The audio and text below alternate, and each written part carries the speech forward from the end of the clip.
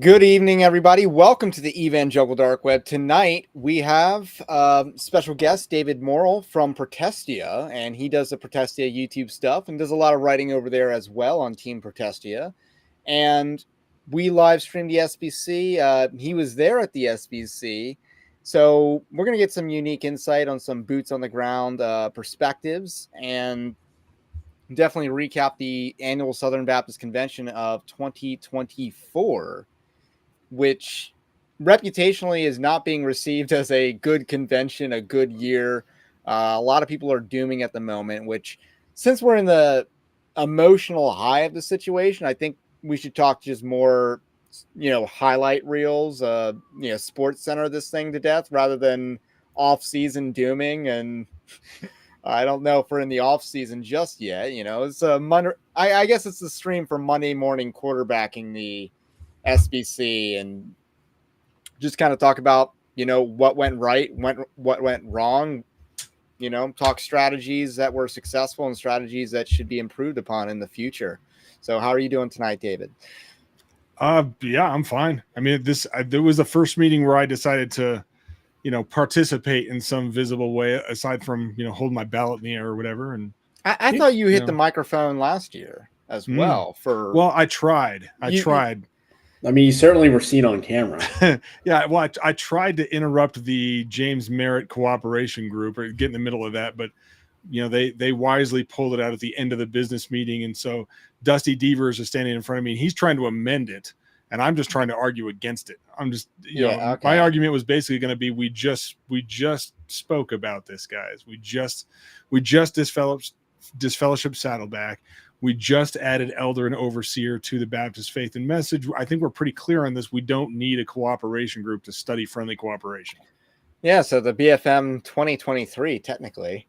Yeah, technically by a little bit. And then there was a motion to, begin the process of doing a 2024 or 2025 BFM, which I thought was a little premature. Like, that's something you want to do after we've taken over the institutions, not before we've taken over the institutions. Oh, let's be honest. The only things you would add to it are probably bad. Well, the only things that the people who would be appointed to would want to add to it are probably. I mean, it's kind of like the new Bible translations coming out now that are all more gender neutral, things like that. Those are the changes being made, as opposed to like the NASB 95. I know, like when they came out with the NASB 2020, I'm like, why? Why did you do this? Why did you take out effeminate from the Bible? I mean, Paul did not use Malakoi or whatever. It's been a while since I've studied that passage in the Greek. So obviously my pronunciation is going to be atrocious, but he didn't use that in 1 Timothy. So it's not talking about passive and receiving acts here. It's talking about something else. And, Calvin thought that, and so did Thomas Aquinas and stuff like that. So other people had different ideas about it, but anyway, they went with the more modern prevailing view on that. I noticed that they kind of conform more to the NIV, but we're not talking about Bible translations tonight. We're talking about SBC translations. So one thing that I kind of was thinking was that the whole program's designed to get you to buy into the system. Because theoretically, shouldn't the sending of the missionaries be the last thing you do after you have this great convention? Now we're sending missionaries to conclude our convention. Like, that seems like the last thing that would be in the order of business. We're presenting the officers, now we're sending the missionaries. Doesn't that seem like a fitting way to end a convention? But they want to do that first to kind of wine and dine people. Yeah, it feels like you're going to program the least controversial stuff at the beginning. Because if you imagine that the convention center floods with, at any given year, between 10 and 20,000 messengers are registered and show up. And a good number of them are not only institutionally connected, and we can talk about my experience with that this year. It was significant, but also there's folks that are coming from churches that just love being Southern Baptist. And there's nothing wrong with that in and of itself, but they want to hear why it's awesome to be a Southern Baptist. Why?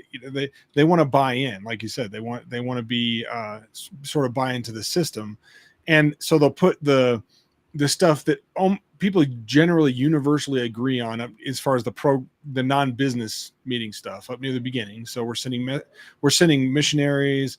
We're talking about IMB folks in cloaks and shadows because we can't reveal who they are or where they're going, which I think that's kind of cool. But and then we put at the end of the schedule on the next day, we're putting things like the ERLC report or they the seminary the reports. ERLC.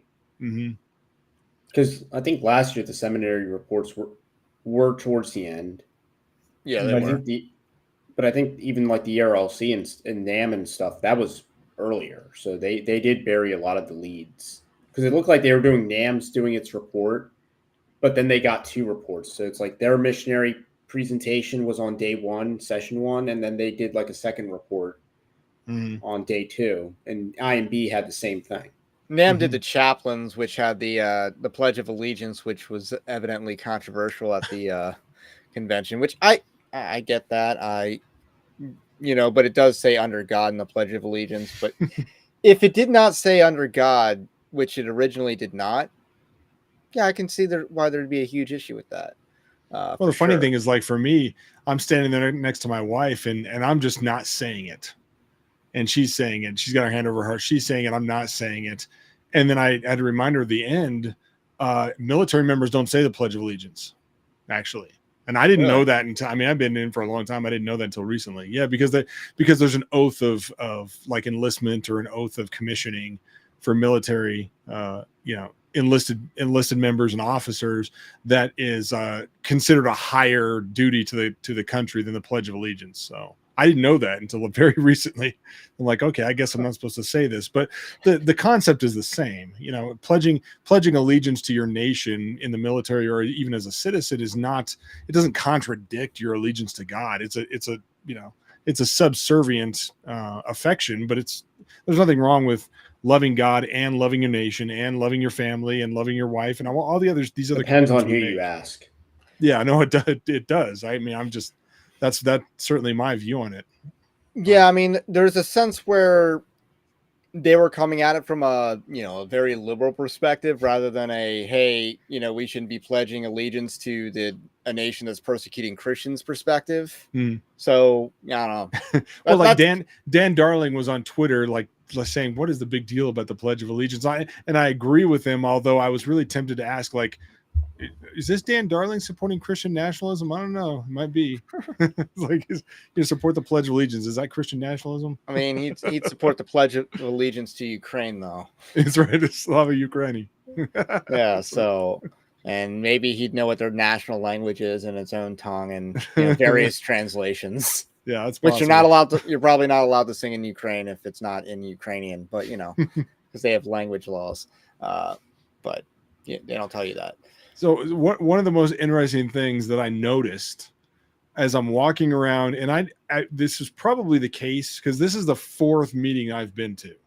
Basically, I didn't have any interest in going or really any interest in SBC land, even though I was a member of an SBC church for some time, until I started doing polemics and discernment work, till I started working with the guys over at Protestia and making friends and things that do this kind of work. You guys or whoever, John Harris, Violet, whoever's doing this kind of work and getting into that world. And then all of a sudden it became of interest. And, David's a messenger, so he can go. And I had a press pass for the first couple of years. That was worthless because they stream everything. So you don't really even have access as a member of the press that you don't have as a messenger, at least for the bigger headlines. But you can go to that press conference afterwards, I guess. And right. Yeah. You can go to a press conference and give James Merritt a hard time or whatever. And I made sure I'd do that, but that's like at the very end after everything. Yeah. After everything happens and they have a press room and the press can ask specific questions. And the first 2021 in Nashville, the first time I was there, I asked, that was after Litton had won and Merritt was the chair of the resolutions committee. And I asked him, so being as that the messengers basically rejected the abortion resolution that you guys brought out and passed their own more abolitionist resolution on the floor, do you feel like that was a rebuke of the resolutions committee? And I'm pretty sure he didn't understand what I was saying. but I tried. No, he's not. Yeah, but so this was the fourth time I was there, and you're walking around, and there's tons of people at any given time when the business meeting is actually going on. Like stuff is happening, and a lot of side conversations, and 10 to 15% of the people that are registered there aren't in the business meeting. They're like out and about. They're outside the convention center. They're walking up and down the hallways. They're over at the kind of the exhibit hall. Yeah, they're over this. Sure, they're getting coffee. They're doing other things, and the number of like Send Network and NAM backpacks I saw around that convention hall was insane. That's true every year. I mean, they give away this stuff like free swag every single year, but also the number of shirts, like, shirts people were wearing that said Send Network or NAM or IMB or some other, related logo like that it felt like it was every other person. I mean, I definitely saw it on the stream with some of the people that approached the microphone. Even some of the good motions had NAM swag on them or whatever. Right. Well, the crazy thing though is if it's a backpack, you could theoretically be handed that or decide to carry it around. But to have a shirt, that would indicate to me that you are likely an employee or somebody who's invested in SBC as either a big part of your ministry or possibly your job. So I'm wondering here, like how many of these messengers are financially dependent on the SBC's continued ability to bring in cooperative program funds, and we wondered about that with the law amendment vote. When it went to a secret ballot, I'm thinking to myself, okay, how many people, if you ask them or they're forced to raise a ballot in front of other people, are going to say, of course I don't support women pastors. Of course I'm going to vote for this. But then all of a sudden when it was secret, when they didn't have to admit it, they're like, okay, now I'm safe to cast a vote for my pocketbook. Because if we go through with this and we lose 20% of contributing churches, I might lose my job. Well, I've heard the stat going around that like 60% of churches don't even contribute anything. Yeah, I think you automatically get 2 messengers if you are on the rolls at all. Like the credentials committee is not going to stop. I thought it was like $14 or something ridiculous. Yeah, it's something really low, because the SBC likes their numbers and impression is reality. The 6, but it's $6 for the 6 cooperative programs, and then like 2 for Lottie Moon. I don't know what, or maybe it's $2 for each, and then Lottie Moon and Annie Armstrong was it? But I mean, so the impression I get is a lot of churches are kind of like quiet quitting the SBC or just not engaged. Which again, I mean, quiet quitting is that's a millennial job term. Yeah. Yes, it's a term that is, I guess, associated with millennials in the workplace, where they don't quit their job; they just kind of like do the bare minimum. Yeah, they office space the job. Yes, office space. Speaking of millennial references, there you go. I thought that was more of a Gen X, but Gen X maybe a little bit. Yeah, it's right on the edge. Yeah, because young millennials are very young Gen X, apathetic tones in there. So let's talk about the turnout, because I thought the turnout was low when I first heard the registration numbers. I'm like, whoa, that's even lower than last year, which was, I think, low, maybe higher than the year before that, but definitely lower than Nashville, which had about 15,000 messengers at. And that was when conservatives kind of came closest. That was like the height of the conservative movement in 2021. And then right now we just had like 10,000 and some change. Mm-hmm. And give or take 1,100 to 2,000 of those messengers didn't, they weren't in the meeting. So when you first hear the number of registered messengers, is that a bad omen from the start? Yeah. Generally, I think that the lower that it is overall, the more it leans towards the messengers that show up every time, no matter what. And that's more likely to be those who are institutionally invested. And the platform knows that. So they know there's a certain percentage of people that are here whose trip is funded one of 2 ways. Either they literally work for one of the institutions, and it's kind of part of the employment contract and part of their job there. Yeah, you're going to be at the meeting. But it's also the churches that are most heavily invested in the platform. They always send all their messengers. Their churches fund them to go there. Like I went out there on my own dime. Say whatever that means about my wisdom, I don't know, but like my wife and I went there on our own dime. Our church didn't pay a dime for us to be there, and that's very rare. Most of the smaller churches, the more conservative churches, don't have the money, and their people are not going to pay to fly to Indianapolis to be involved in the SBC annual meeting. But you can bet that J.D. Greer's church had all the messengers they possibly could have there, and they knew what to do. Right? They had their marching orders. Right. I mean, they knew that they're going to be part of the 1400 whatever that supported Bruce Frank, Yeah. and then support Clint Presley when things went south there. So turnout obviously was a bad sign from the beginning. I thought that as well. Now, one of the things you are hearing is that the turnout. I mean, I don't want to get too ahead of the itinerary, but the turnout will be better in Dallas, or the turnout will be better in Orlando. Which I think the turnout will be better in Dallas, but the problem is Texas. Problem is, I mean, but we've seen this with Texas. Is it's very mega church culture, so that doesn't necessarily bode better for the SBC. The Florida might, if the FBC convention down in Florida is as legitimate as the baptism numbers. I can't remember because there's a lot of famous pastors in Texas. Maybe one of those guys can be your guy in 2024, because I think the Al Mohler gambit that I was pitching last year, it's too late for that. And I don't think he wants it anymore. Yeah, and I don't want to get ahead of the the order in which you want to talk about topics and things, but yeah, the mega church influence in the SBC is kind of a wild card, because one of the things that the SBC has traditionally left mega churches alone who have been influential or contributed enough, but the mega church model is about novelty and innovation. So it's these pastors and mega churches want to make their church whatever they want, and that actually will make them lean liberal as far as what the SBC as an institution is willing to do. Like with the women pastors thing, it's not. I don't even think it's primarily about the people who oppose the law amendment saying we want women pastors per se, or we like what the United Methodists are doing in that area or something. It's more like them saying, don't ask, don't tell. We don't care what other churches are doing because we don't want them to care what we're doing. And as long as the money keeps flowing in, we don't mind taking checks from egalitarian churches, as long as we don't have to be held responsible for whatever those churches are doing. Unless they're doing sexual abuse and cover up, then we want to be responsible for what they're doing. And all of it points back to the PR. Like it's will this make us look bad? Will this turn people's opinion against us? Because positive opinion is how the money continues to flow in. Because I mean, so many churches out there are sending money, contributing just to stay Southern Baptist churches, and they don't even know what's going on that we're talking about right now. They don't send anybody.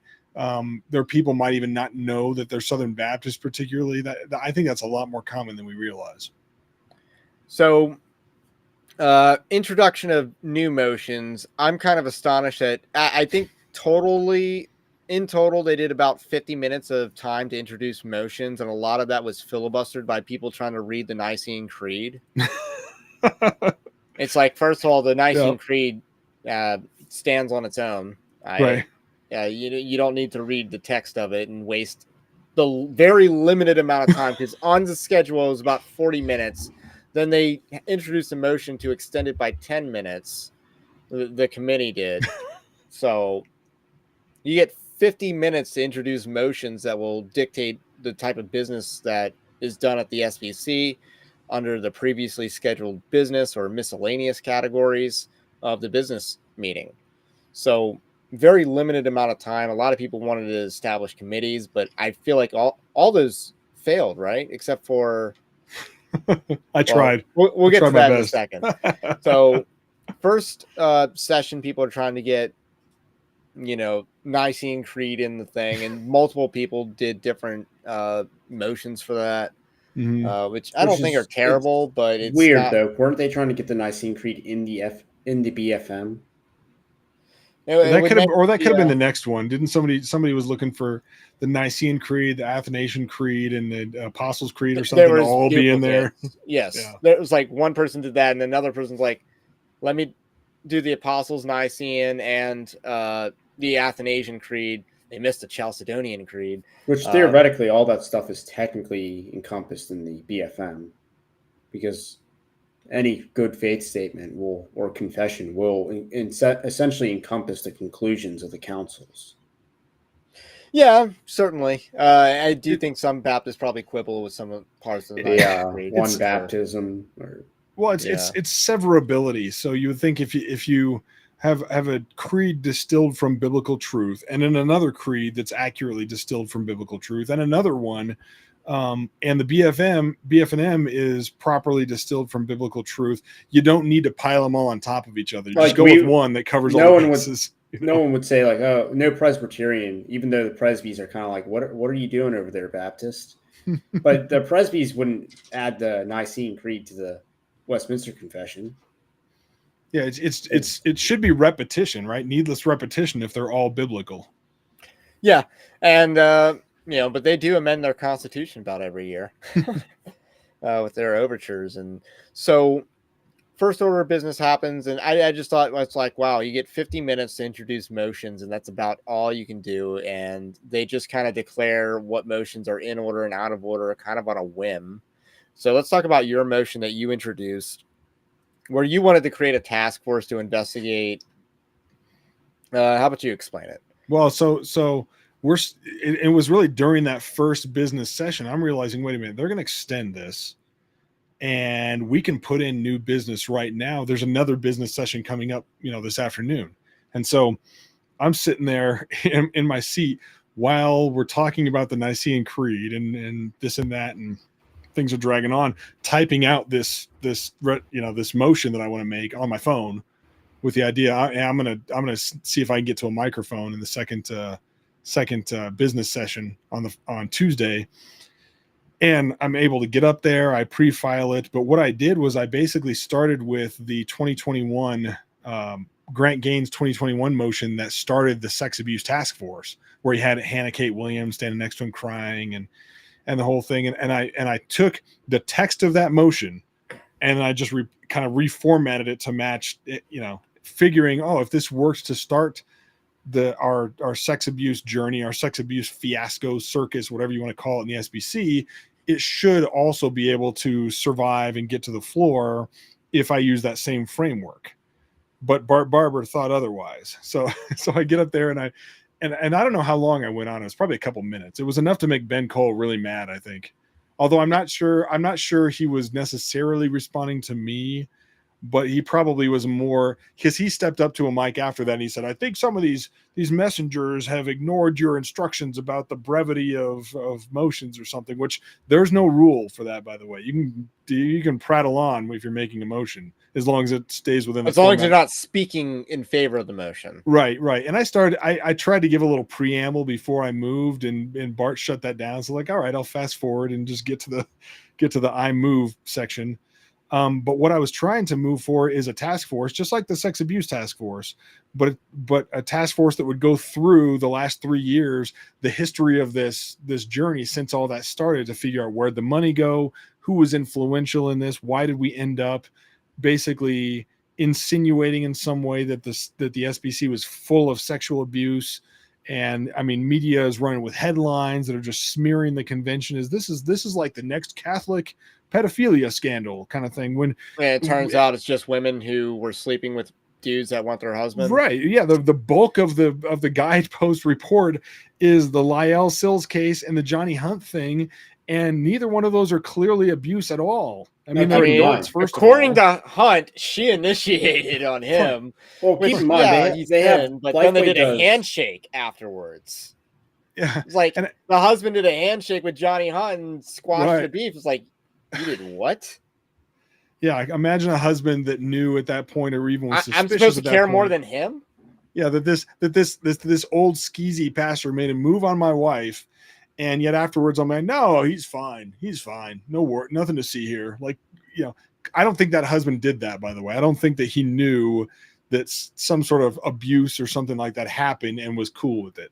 I think that the narrative changed later when it became, hey, did you know, by the way, that sometimes if you're traumatized, you can remember things wrongly? And then she goes back and says, now that you think about it, and now that you're giving me an opportunity to avoid moral culpability for this, I think I'm going to choose box B. It was abuse. That's how these things happen. And just to be clear, I'm not saying that they did. They didn't do anything. No, it was like a fondling on the couch at most or something. Yeah, in a hotel room or something. In Panama Beach or whatever. And they did not copulate. I don't know.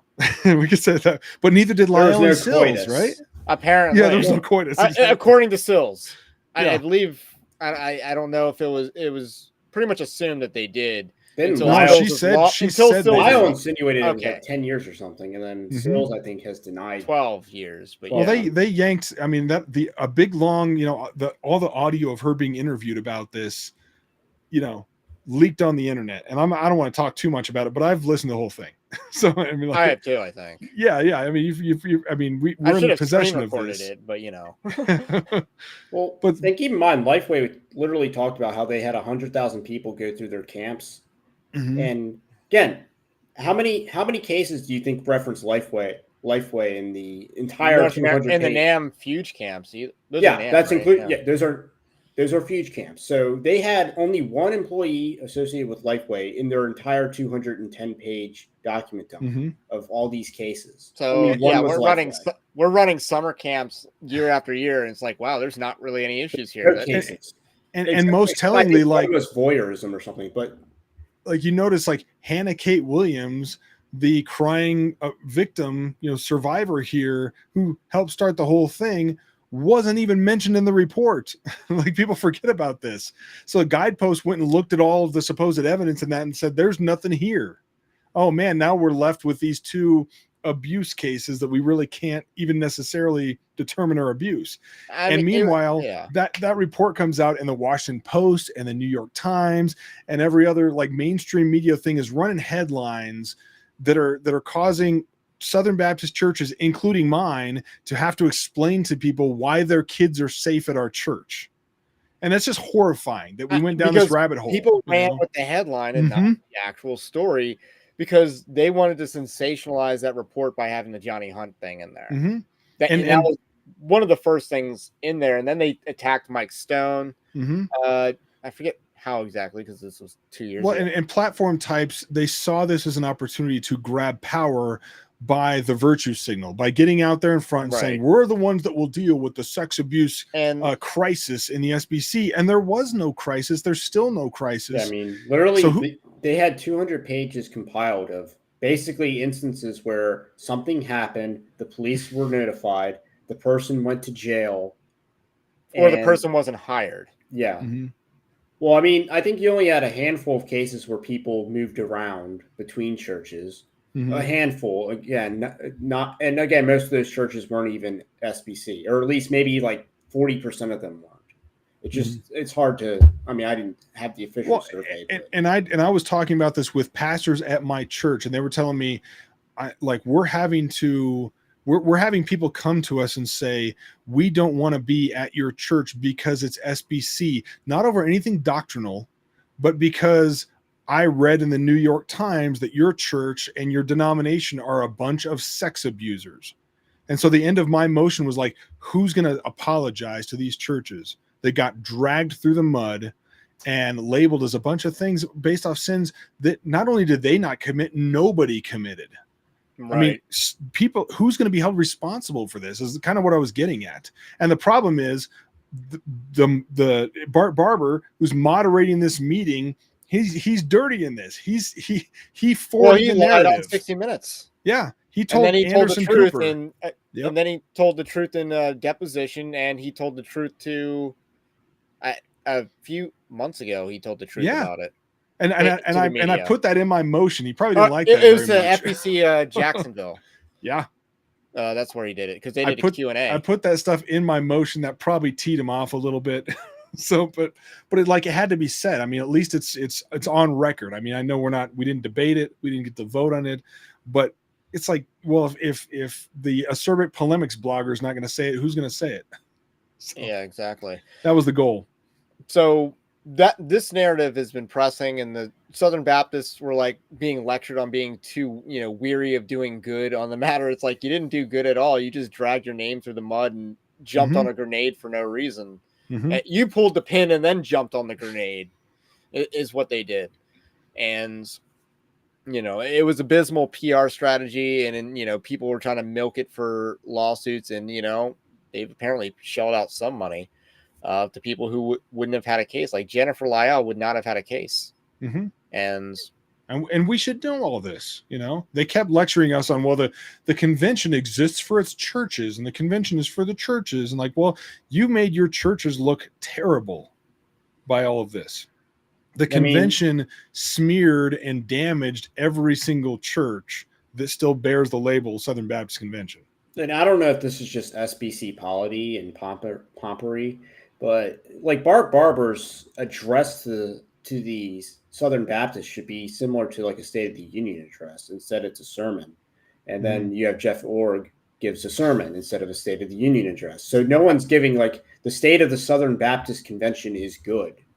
Like that should be the president's job to say, hey, we have investigated thoroughly and we have been found, clean of sexual abuse. And he should that should be his job as the president. Instead, they just give sermons under the guise of a address.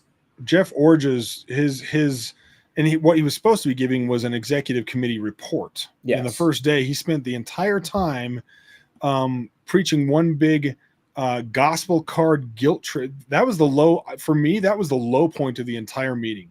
Was Jeff Orge on the first day. That was horrifying.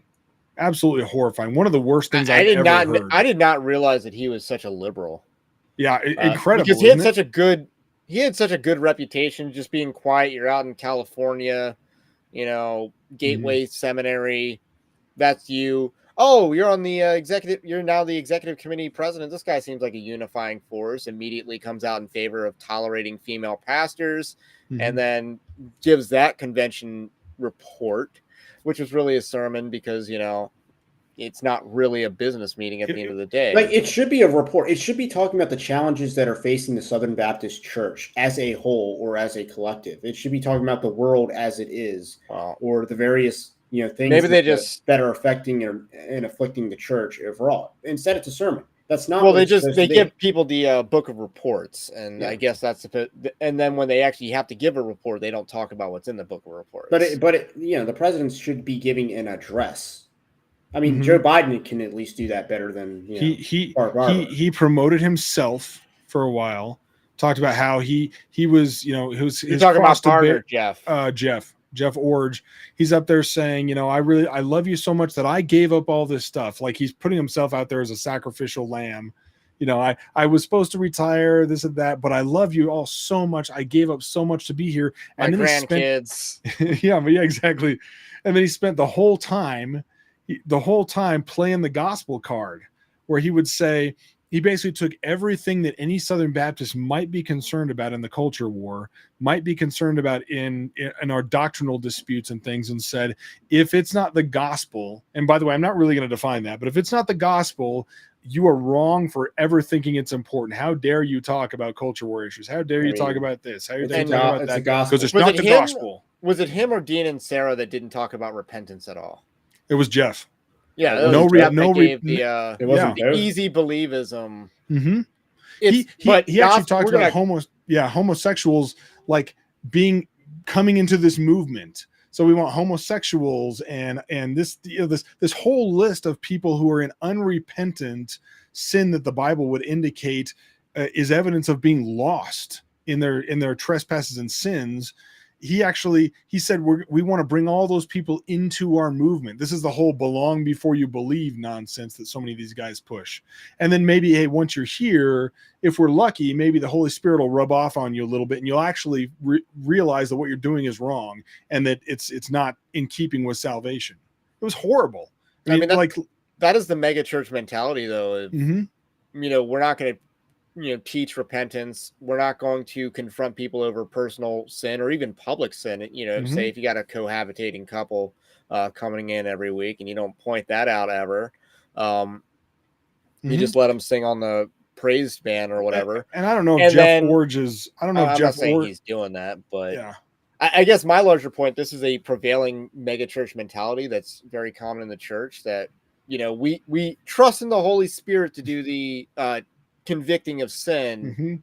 Well, Who am I to tell you you're wrong? Yeah, That's what they push, Yeah, it's but the whole it's binding and loosing of souls, right? well, and the funny thing is that and I don't know if Jeff Orge is a Calvinist or not, who knows, but this is one of the things that people forget about the sort of neo-Calvinism moving into the Southern Baptist. And I'm a Calvinist, but the guys like Matt Chandler and Mark Driscoll and these guys that moved into sort of Baptist life with Reformed soteriology, one of the connections you forget about is if you're a Calvinist and you believe that salvation is up to God, up to the Holy Spirit, not up to us, it's really easy to say, all right, we're going to take salvation and set it to the side and let God handle it. Meanwhile, we're just going to be novel with do whatever we want in ministry. Do it any way we want. And if people are saved or not saved, hey, that's up to God anyway. Like they sort of get off the hook for being obedient as far as preaching the truth and taking the slings and arrows for doing that. And SBC has so many churches that do it this way. So, I mean, we were sitting next to David Youth from FBC Orlando at the thing. And I told the guys that, like, I'm texting on my phone in one of the groups. I'm like, hey, guess who's sitting next to me? And you know what they told me? You guys would love this. They told me, dude, you need to go preach the gospel to him.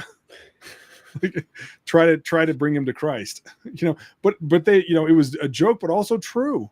This is a guy that his church baptizes unrepentant homosexuals. He is the end of the first chapter of Romans, one of the people that give approval to those that practice lawlessness and immorality. And we have that in the convention. It's disheartening. So before we move on to something else, what did you think of Bart Barber's address? I didn't listen to it. Okay. I have to go back and listen. Sorry. Okay. That's perfectly fair. We want you for your eyes on the ground. So in the first session, I believe we had the miscellaneous business where it was the second session. We had the miscellaneous business where we voted on the issue of FBC Alexandria. Now, it was a motion made at the first introduction of new motions where someone made a motion to unseat their messengers, which was anticipated ahead of this convention. Then that came under miscellaneous business because the Credentials Committee didn't have a formal report to give, apparently. But they were under miscellaneous business, and they recommended to give the kibosh to FBC Alexandria. And it was in the book of reports. It was in the book of reports, but, they were planning it. Theoretically, if they're a standing committee, they should have time at the SBC.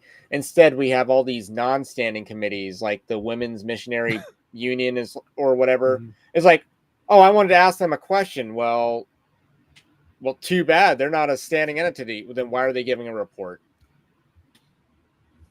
That was such a waste of time then. If they can't take questions, then they shouldn't be doing a presentation. That's like a 6. The Credentials Committee is a standing committee.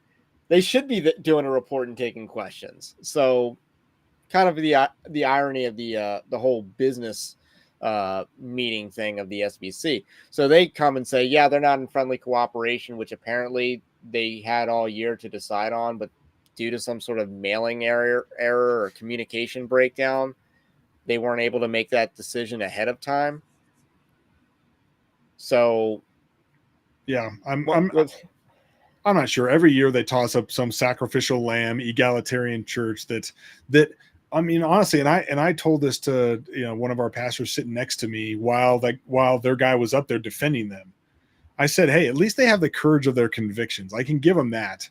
Like they didn't try to hem and haw. He just stood up there and said, yeah, we believe in women pastors and we have women pastors and all that. Like he had more conviction than most of the SBC like connected platform types. You know, I respect Fern Creek for being when she's like, I'm more conservative than Al Mohler. Yeah, like, she had balls for a moment there. Like the best we can ever do in something like this, where it's an extra, it's a parachurch ministry. This isn't a local church in and of itself. The best we can hope for, or at least the place we should start, is having people practice what they preach. That's the whole problem with the law amendment. Is we're allowing churches ostensibly to not practice what they preach. This guy got up there from FBC Alexandria and said, yeah, I mean, I know apparently you want to consider us not in friendly cooperation. Well, we're not going to change. We got women pastors. And then the messengers voted him not in friendly cooperation, which I'm sure they expected. But it's only because they just straight up admitted it. Alexandria's got a lot of money, so I mean, it wasn't too much for them to go there. Huh? That was when they did last month. I reported how they're like, we give so much money to the cooperative program, you wouldn't dare want to get rid of us. This is supposed to. No, they did that on their speech, didn't they? With they were not as much flexing. Not as much as what they were doing ahead of time with their statement on their website or the social media, but. So, to me, is their cardinal sin the fact that they were open about it? Is that the sin that they were really disfellowshipped over? That was like, again, the SBC platformers are more worried about impression than anything. So if you have a church that is very openly saying, yeah, we have women pastors and we're fully egalitarian, no problem with this whatsoever, the reason that the platformers would want to get rid of them is to get the heat off of them because it's so obvious.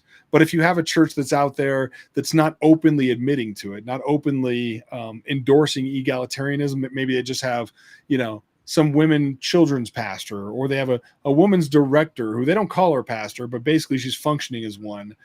As long as they can have plausible deniability, they're not going to bring that to the messengers if they can avoid it. They don't have plausible deniability with a church that's like, we just love women pastors, and Betty over there is going to go preach a sermon now. That's not, they can't handle the PR. They'd love to keep the money flowing, but they can't handle the PR. I mean, they, of course, with Mike Law being in Arlington, Virginia, and that's probably who raised the issue. And again, I think that the FBC Alexandria was still called on the floor, so that would be the plan going forward. Even though I'm very bearish on the whole SBC prospects, but the plan would just be a gangster. I can give you a list of churches to target. Brentwood Baptist Church. That's Brent Leatherwood's church. Yeah. If you can get them unseated, he can't serve as a head of an entity, right? Because he's from a disfellowship church. That's the church to target.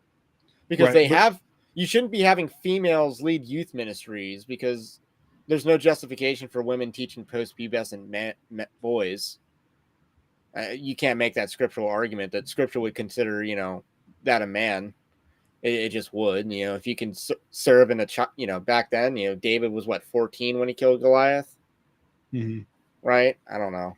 And there's a king of Judah that was 14 when he became king and had a 7-year-old become king after him. So obviously the Bible didn't consider him a boy. And remember that the FBC Alexandria thing didn't originate on the floor at this convention. It was already report. You have to report them to the credentials. Yeah. Currently, the process is report churches to the credentials committee, bring your evidence, and then the credentials committee goes to that church to try to confirm or deny what you've alleged. And they went to FBC Alexandria and say, is this true? Do you have women pastors? What's your position? And they just fully admitted, yeah, we do. And we got women pastors now.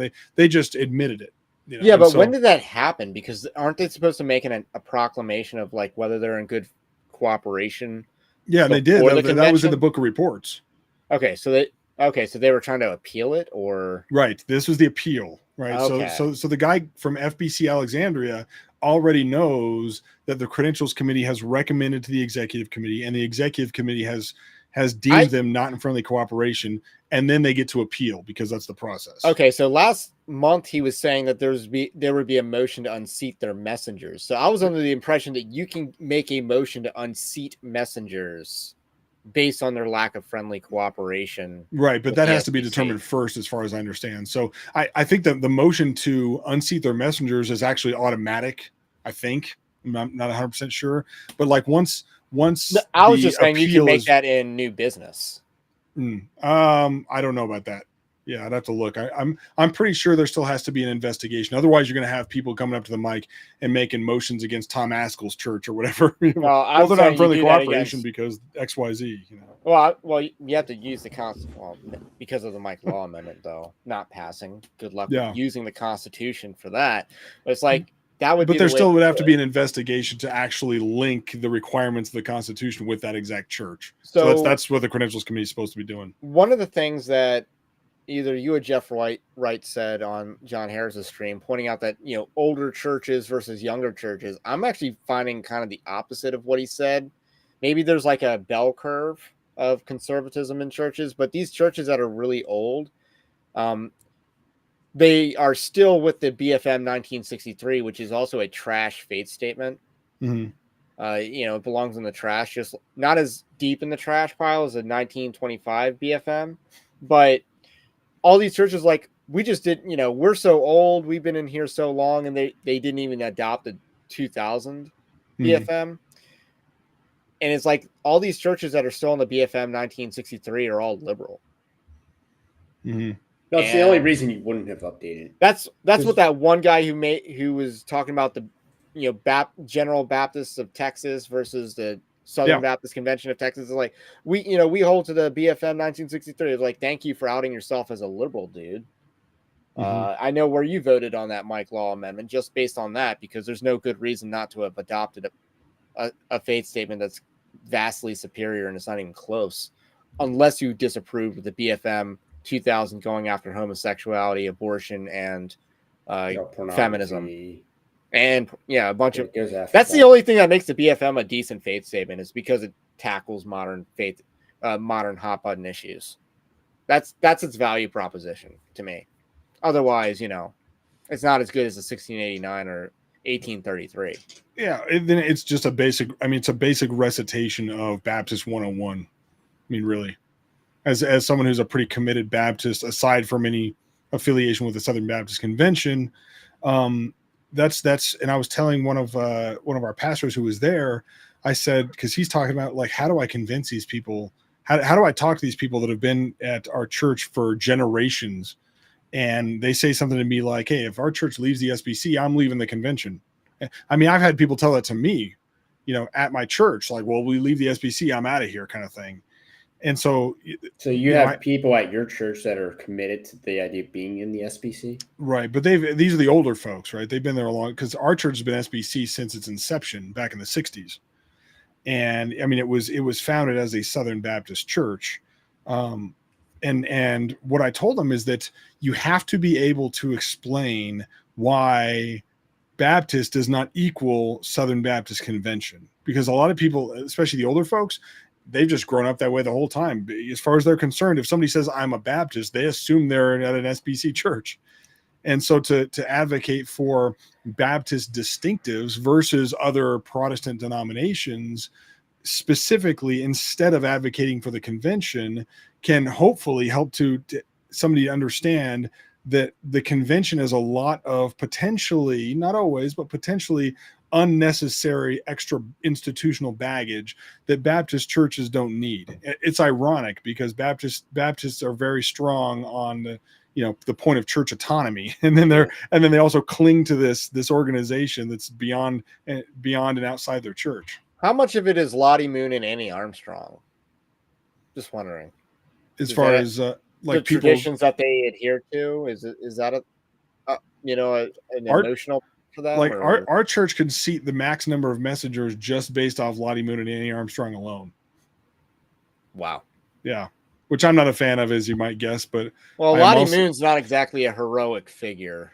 No, John. I think John Harris has a thing in his and like one of the addendums in one of his books was calling out Lottie Moon for being a feminist or whatever, or a proto-feminist, and there's a long and storied history of feminism, very deliberately planting itself in Baptist churches, in the Baptist conversation, all the way back from the middle of the 20th century. This has been a trajectory, and the conservatives kind of, I don't know, called a truce with it to an extent by this whole idea of women are also gifted to serve in the church, but they just can't be in the office of pastor. And then they walk away from it and leave it to each church to define exactly what that means, which is, it's why we are where we are today. So one of the motions made had to do with the plurality of elders. And I know you were kind of in the chat when I was basically saying that I like, plurality of elder rule better than, what most people think of as congregationalism. I mean, Joel Webbin basically explained that, congregationalism basically means that there's a primacy of the local church rather than, democracy and mob rule. Because I have a hard time believing that mob rule or democracy, it doesn't really work in government. How could it work in a church either? Mm-hmm. And then, look at the SBC versus the PCA. Night and day as far as the effectiveness of SBC polity churches goes. Don't necessarily have a unified polity. Like, I mean, we grew up in a church that was more pastors than deacons, and then committees that did probably the rest. And the deacons, again, I don't think most churches get deacons right, because the deacons are supposed to be the financial, I guess, stewards of the church. So that means all the money should be going through the deacons, not some finance committee. That's the historic first century interpretation of what the deacons did. They dispensed alms to the poor. Yeah, they waited the tables, right? I mean, in Acts, like, you see the apostles as saying, hey, we need to be tending to the business of the word in the ministry of the word, not waiting tables, not doing the service things. Yeah, so it's the traditional Baptist church, if you want to say traditional, like a Baptist church in the United States of America in the Western tradition has for a long time, a lot of them been, we have a pastor and then we have a bunch of deacons that kind of pastor what to do. Yeah, exactly. They kind of functionally act as an elder board. And then the plurality of elders movement really came into being in Baptist land as Reformed traditions started to gain a foothold, as we saw like Puritan materials start to what be years used more. Would that be? We're talking like the 80s and 90s. Okay. Alexander Strauch releases Biblical Eldership, which pushes. Yeah, I've read that. Yeah. I got a footnoted and highlighted version. He's actually in my town. He's actually down the street. My parents know him. I believe I quote him in my book, if I'm not wrong, or I cite it. I think. But yeah. Well, and the funny thing is, if you read Biblical Eldership, where I know we're totally chasing a rabbit here versus the SBC, but if you read, it is a major thing that I've been seeing, because they amended the BFM last year to include that, and then and then someone wanted to do a committee on it, and then I also want to talk about the dude who wanted to get rid of Calvinism. We'll get to that next, how you're relating it to Calvinism and Reform movement. Well, the simple addendum or amendment to the BFM 2000, it was really simple. I voted for it, obviously, because I think like we need to define what pastor is, and if you can't define it by biblical elder or overseer or bishop, then all of a sudden, I mean, it was a good way to take one step towards formalizing what that actually is biblically, what the office is. So saying, hey, it's only pastors, elders, overseers, I'm totally fine with that. I think that makes a lot of sense. Oh, so there's a question that was coming in that was very interesting. Maybe Anthony can get to it quicker than me. Lindgren's question, if you see that pop up. Is Lottie Moon's decision? I can't see the question, but I can see it on I have a monitor. I can see it there. I cannot see it in Restream. Does Lottie Moon's decision to part with a theologically liberal author have any worth? Suitor, excuse me. Yes, I'm on this little small screen right now. I don't know the history, so I can't answer the question. Yeah, good question. I've just never looked into them. Into like the big thing that was so Lottie Moon is the annual offering that goes directly to the IMB. Yeah. Right. Directly to the International Mission Board, which I think probably overall is the least concerning of the SBC entities for me, even though it's the biggest financially. But frankly, that might be because I don't know enough about what's going on over there. It's much easier to keep tabs on the out of sight. I out mean, of sight, out of mind, right? talk of Yeah. transparency, NAM is actually more transparent than the IMB as far as their financials go. NAM will Mhm. put out their ministry report, which gives you the balance sheets. And I know I ran the article. It's like, yeah, they lost $100 million in stocks or something like that. Which again, they've probably gained that back and then some because the stock market. They invested in Nvidia. No, they're not. They're not as smart as I am. But It's yeah, all I mean, Bitcoin. because their fiscal, they do the government fiscal year, so that's where their number. So they're essentially releasing their numbers like 9 months after they come. But yeah, it's like the last year because they were basically in that bear market of the stock market just being in the toilet. It showed up on the reports, but now it would probably show up that they've recovered substantially. And they count that as cooperative program giving or receipts? Because someone made It an issue about that, a quibble about it that later in doesn't the really meeting. count as anything because it's just a balance sheet. Well, and Right. the person that was talking about that was asking how is giving of a church calculated for purposes of seating messengers. And so what a lot of Southern Baptist churches still don't know is it doesn't have to be cooperative program general fund giving. As long as it's giving to a Southern Baptist entity and it's a certain percentage of undesignated receipts at the church, then you would qualify for messengers. So you can avoid, like, you can basically earmark what you give to the SBC to avoid the ERLC if you want to. I know the ERLC gets grants from all over the place, so it probably doesn't matter in terms of their viability, but at least with a clean conscience, you can say our church is not supporting Brent Leatherwood's gun control agenda or whatever it is.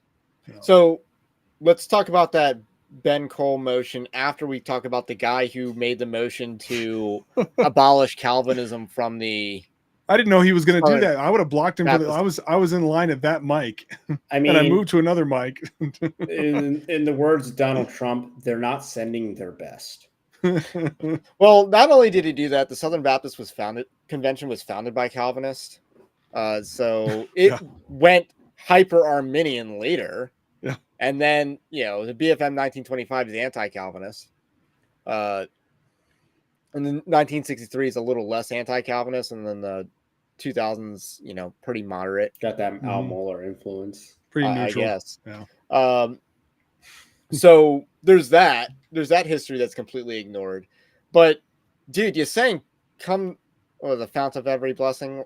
You sang that song twice that day. Did you have any problem with the lyrics? Prone to wander. Mm-hmm. The idea that you're prone to wander.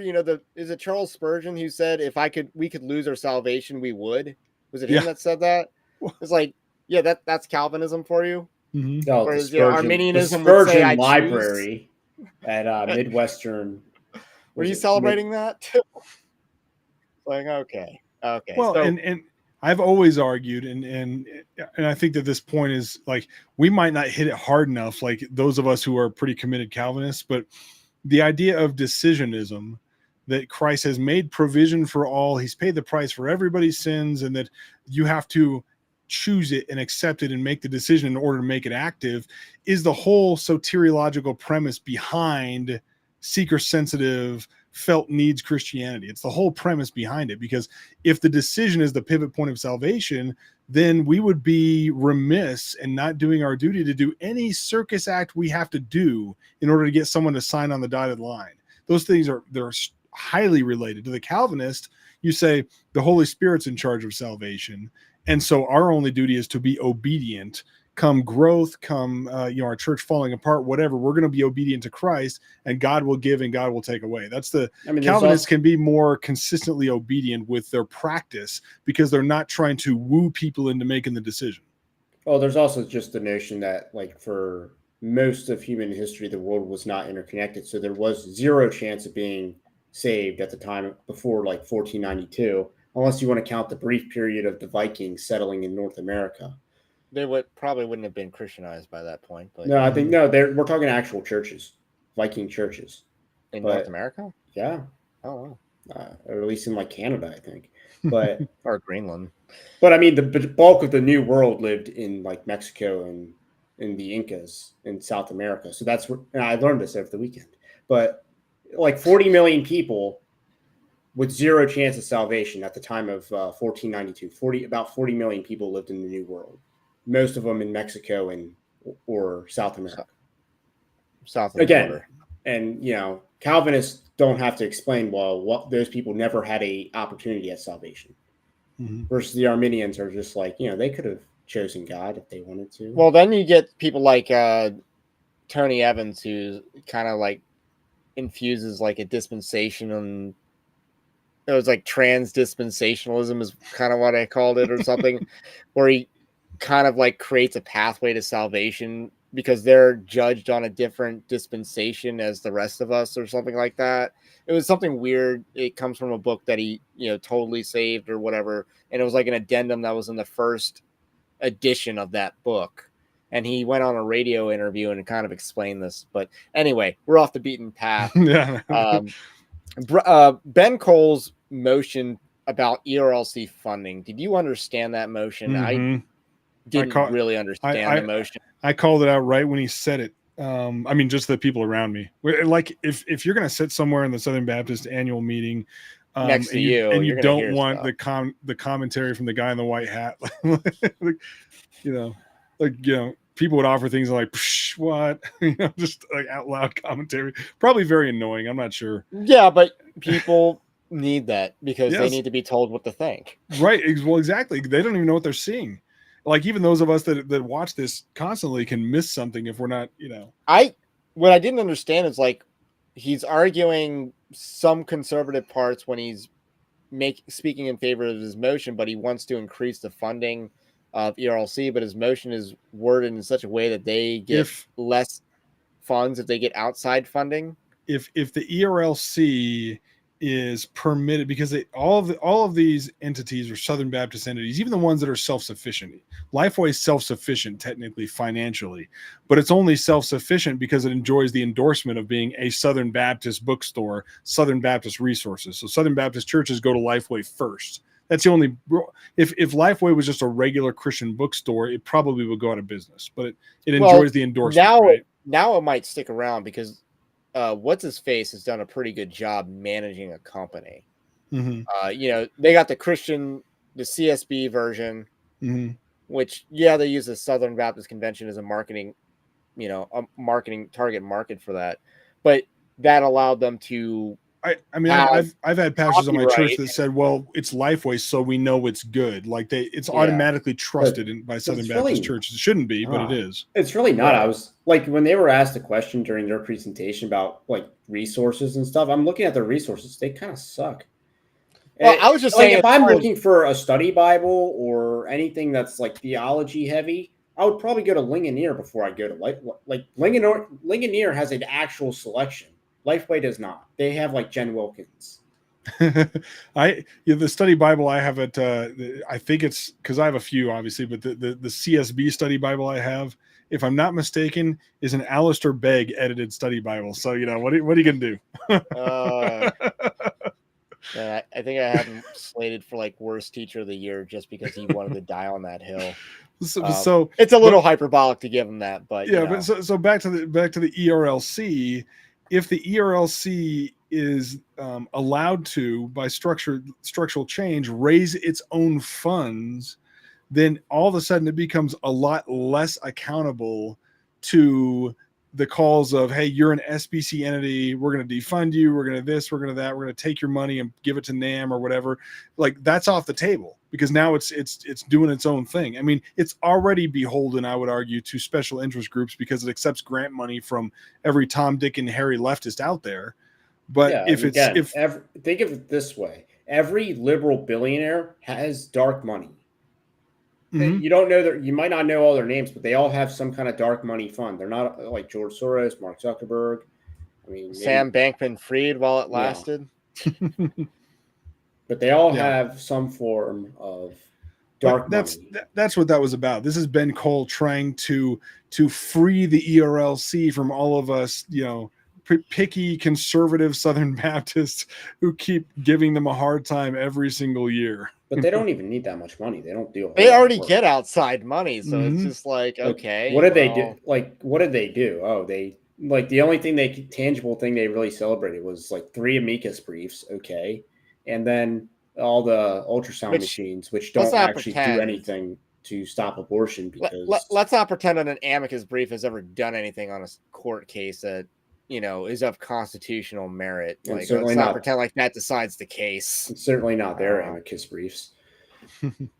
Well, right now they just poison the well on potential pro-life equal protection legislation. That's their primary role right now, and claiming the credibility of saying we represent all these Southern Baptists. Like most of us hate you, like at least what you're doing. Yeah, I mean, even your salt of the earth, country redneck or whatever is not going to appreciate you suppressing the Nashville Tranifesto, which leaked during the convention. By Matt Walsh, by the way, because I it had leaked earlier, but I never saw any of the pictures from it. But then Matt Walsh is just dropping the pictures from it. I still think there's more. There's more. It's piecemeal leak, but your guy was the number one suppressor of that, and he goes to a church with female pastors. So, in function at least, not in title, but definitely in function. So. With that said, so that motion was about freeing the ERLC to do what they've kind of already been doing, and that's taking outside money. So the NAM, North American Mission Board, there's a couple motions about financial transparency for them, and a couple people were talking about the Tom Rainey lawsuit where they incurred, they argued, and I believe the ERLC is the people who filed the brief saying that Baptist polity is a top-down polity, and that fell on deaf ears at the convention. I don't think most people understood it. Like what are you guys talking about? No, they'll understand it if their churches wind up getting named in a lawsuit, then they'll get it. But so why is there such resistance to financial transparency? What do is it, what's the perspective on the ground that says we don't want to know what's going on in our convention? Is it really just this is going to keep me from getting to the Golden Corral? Or maybe some of that. It's also, this could potentially nobody wants to admit they've been hoodwinked. Nobody wants to admit they've participated in something that's problematic or corrupt.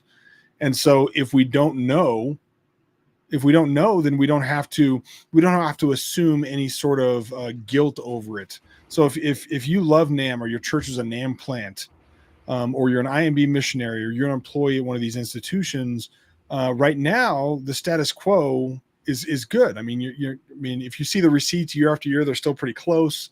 Even as cooperating churches seem to decline, the giving is still pretty similar.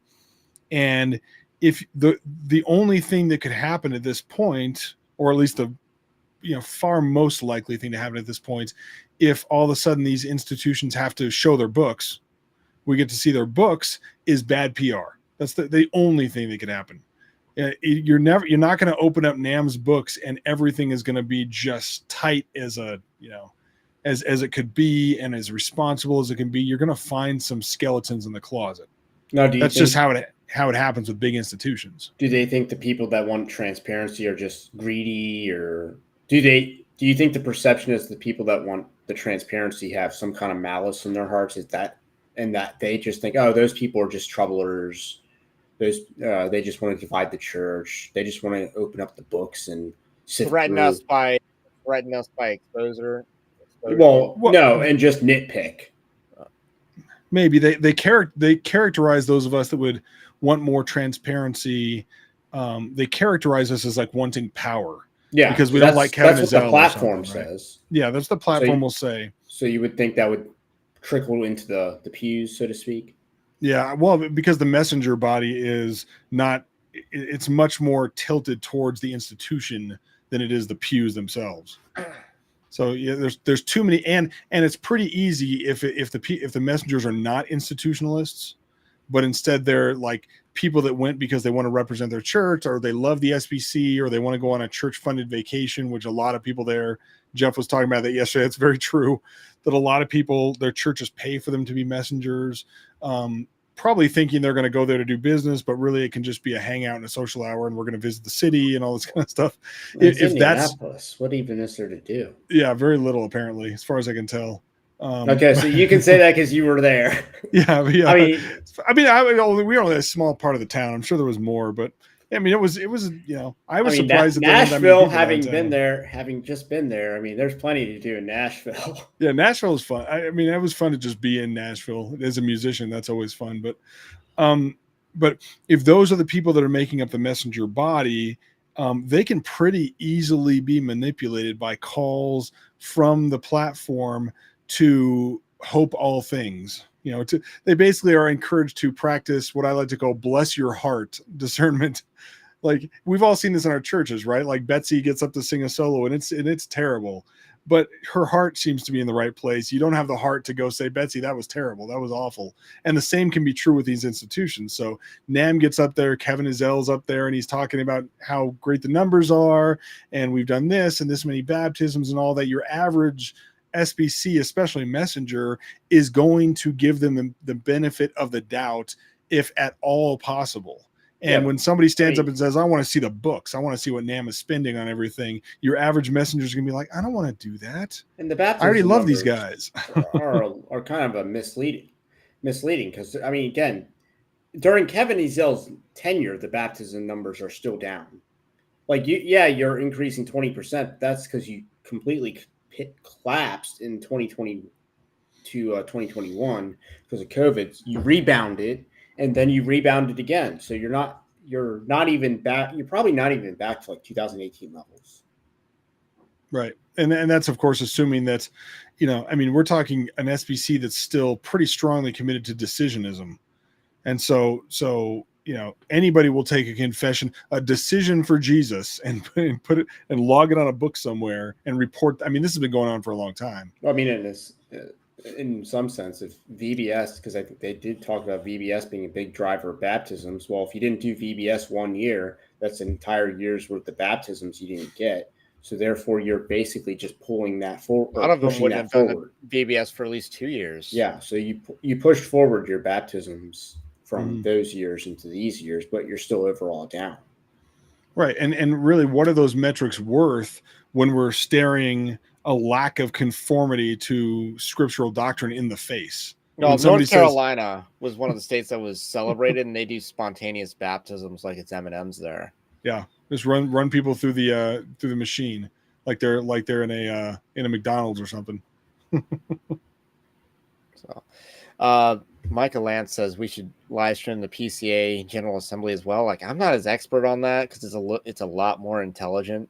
It seems like their people also dress better.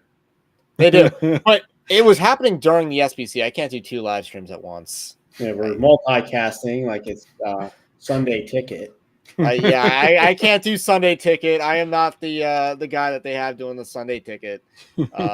I don't know who it is. I just like, Glenn, let's check in with the PCA, see where the action is. And they're on the goal line. People would be so mad if I started doing that, though, because they're there for the Southern Baptist Convention. It's like, yeah. Well, because what is an overture? And it's like I'm not the greatest person to explain what's going on there. Just go by the physiognomy. Yeah, I mean, how much did physiognomy matter at the SBC this year? Just I don't know if you're familiar with the memes about physiognomy check, but nope. That was a huge thing in the live chat during the SBC. Is like when someone's making a motion, is like, okay, physiognomy checks out. So let's talk about the presidential election.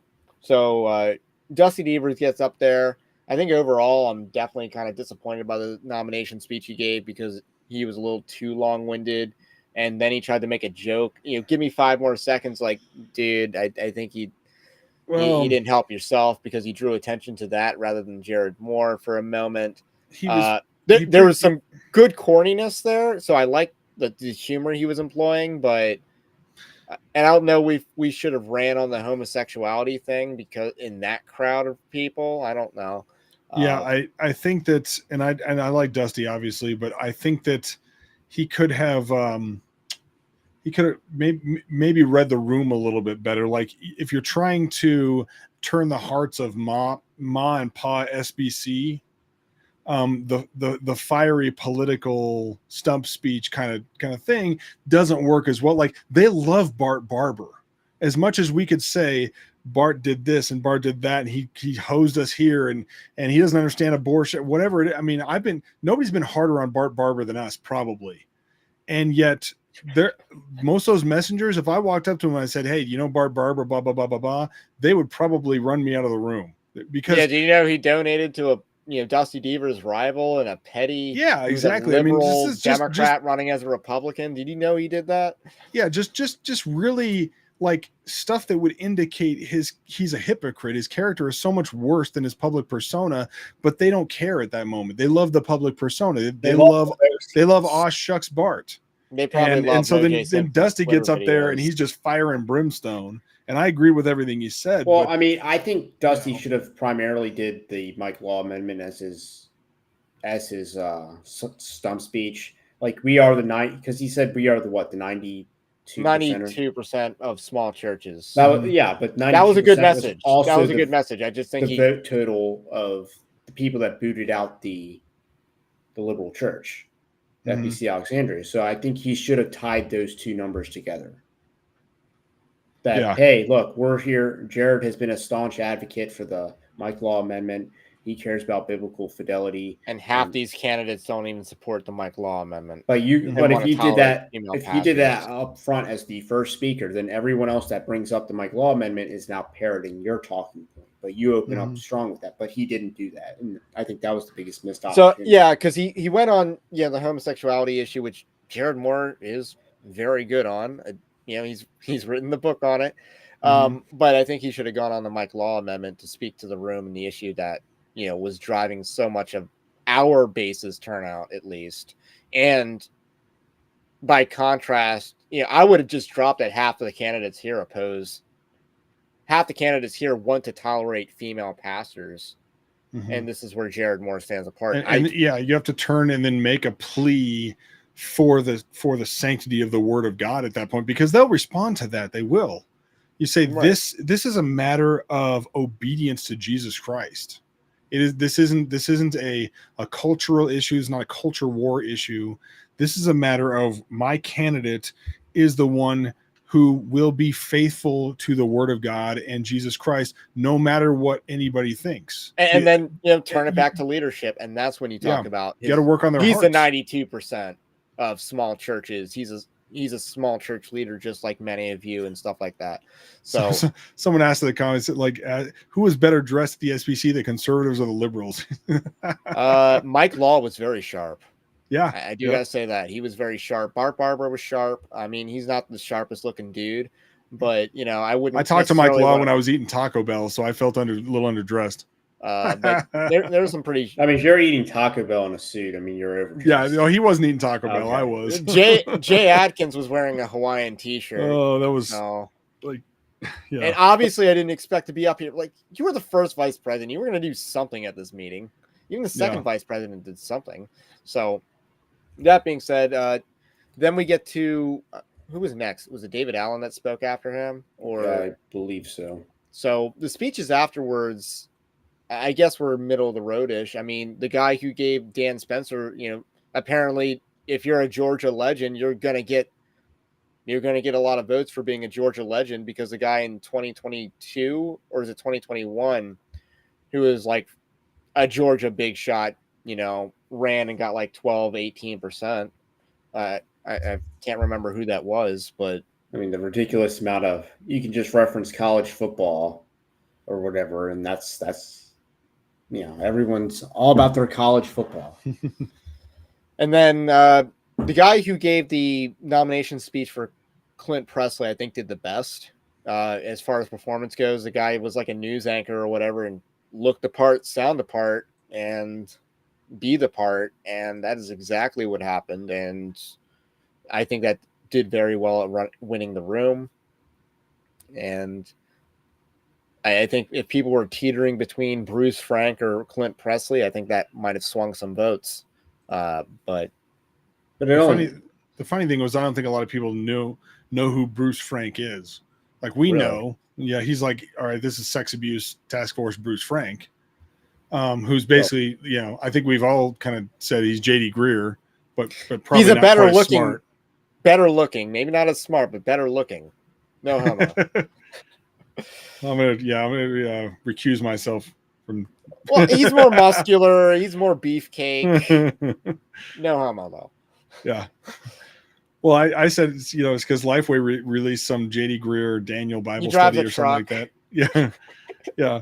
Well, they released like a JD Greer Bible study. They talked about that in the Book of Reports, and I said in my SBC Pewsitters Guide, I said there's no word yet on whether Ed Litton has released a similar Bible study this year or not.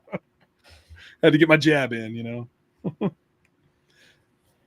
So first results come out, or when after all these speeches during the voting, did you get a sense of like who was most popular in the room during the nomination speeches? No, not really. And the thing is, again, I mean, the unknown in the room is like there have been. I mean, institutional marching orders go out for this stuff. The people know if they're institutionally connected. Like the people that are connected to NAM and Kevin Ezell knew that Clint was their guy. He is in like some people don't know this. Clint Presley was going to bring the cooperation group to the floor via motion last year. He suggested it, and then publicly, and then backed out. And James Merritt, who's very close with Clint Presley, said, "All right, I guess I'll do it myself." And that's how we wound up with the cooperation group. Which So ultimately did nothing. Why exactly? I'd say it did something, but we can explain that if we got time. So one thing that I said, this is where me and Jared Moore might have disagreed, but did you get the sense that we should have voted, or it would be better to have supported Dan Spencer than Clint Presley, because Clint Presley was such an establishmentarian, or obviously if I was a messenger there, I probably wouldn't have voted in the second runoff. But I don't see the idea that, Dan Spencer, who might have been like, I think someone said he was the most Joel Osteen of the candidates, So might have been more of a I heard that. I don't remember who said that, but yeah. Yeah, he's a hardcore pragmatist. But it's like, okay, well, if he's a pragmatist, maybe we can bargain with that. But Clint Presley, you can't bargain with that. You can't bargain with them. There's nothing. Well, and you can't won't get a seat at the table. You can't bargain with the pragmatists either, because it's not pragmatic to please, polemics guys online, discernment guys online. It's pragmatic to please the culture around them, which we're not really, beholden to. Which guy is more likely to give you a seat at the table? They're both like he was over. He was, if he's part of the motion to bring the cooperation task force, which was ultimately tasked with neutering the Mike Law amendment should it pass, and then he has a tepid support for the Mike Law amendment itself. What's the difference? The only thing I can tell you about Clint, aside from kind of being on the woke train, I mean, just with the platform woke zeitgeist over the past 10 years, and possibly seeing the light a little bit on some issues, it's hard to tell. But I can say this for him: at least he takes our phone call. Like he'll actually answer questions and talk to us a little bit. And I gave him a hard time a little bit last week or the week before when I said, hey, it's pretty obvious Clint's the platform choice, when he's on a panel talking with Ezell and all these other platform guys. Like, oh, the only person here that's not an institutional, like Jason Allen and Kevin Ezell and Clint Presley and some of these guys are on a panel speaking together, and he was the only one on that panel that wasn't a president of an SBC institution. So it's like, okay, we can tell he's a platform guy, right? And people were defending him like, how dare you say that? Like, I didn't even insult him. I just said, we can tell he's the choice. and he's the chosen one. Yeah. That's because this is how they do it. They pass it around. Dean and Sarah's being groomed right now to potentially He'll probably be the Orlando guy, because he's Florida. He's Florida, right? Because he was the guy who spoke out against Freedom Church in Freedom Church in Florida, Vero Beach. And apparently everything he said on the platform was right. Like I did a report on that. It's like what he said about that church was actually dead. It's just you mean before or yesterday? But no, I investigated this last year. But last year the thing is, he made a very bold claim about like the shadowy government of this church. They did, in fact, rehire their pastor who, has a spicy Tinder profile. Yeah, I mean, it's as ridiculous as it sounds, but again, to the They did it. messengers, they don't actually have to present their evidence. That's like, kind of the problem, okay. is that they can make those claims without actually substantiating. And I'm like, I didn't really believe Dean and Sarah, but he was well, and that's related. I mean, the cooperation group's recommendations were designed to do exactly that. Like, so you mentioned that the cooperation group's recommendations, which were adopted by the messengers to be forwarded to the EC for consideration, were designed to neuter the law amendment if it passed. And they would neuter the law amendment by basically saying, hey, we recommend that the executive committee revisit how, our governing documents. In other words, like, how are we actually going through the process with the credentials committee of determining what churches are not in line with the BFNM, not in line with the Constitution? We're going to throw that back to the executive committee, which would allow them to basically change the process. Right now, the process is the credentials committee, if presented evidence, they got to hold it up to the governing documents, the Constitution, the BFNM, and say these guys are not in friendly cooperation. We can determine that. If now with the cooperation group's recommendations, the executive committee could potentially change that process to neuter the credentials committee. And they guised it under this: we're going to give this decision back to the messengers. We think the messengers should be in charge of deciding who's a messenger and who isn't. It all sounds very good. All sounds very democratic, until you realize that now they're going to be potentially bringing churches for possible determination of not being in friendly cooperation that the messengers don't know anything about. Right now, we have the benefit of the credentials committee doing that work. That's what committees are for. The credentials committee does the work of determining, yes, they're in line, or no, they're not in line, so the messengers can make an informed decision. If the messengers go to potentially disfellowship a church, I know we're not supposed to use that word anymore, but to disfellowship a church without the benefit of the credentials committee's research and investigation, they will almost always, if not always, opt to not disfellowship the church. They'll say, we don't know anything about this church. This person's making a plea from the microphone to say how much they love the SBC and how much they give to the cooperative program. And well, if we don't know, really, we haven't done the investigation on whether they're in or out doctrinally, we're going to opt to keep them in until we can figure it out. And so, I mean, again, Vero Beach was a unique example given the accusation, the nature of the accusations made. Yeah. It wasn't just, they have a female pastor. Yeah. Well, and you notice there were other churches this year that were deemed not in friendly cooperation that did not show up to defend themselves.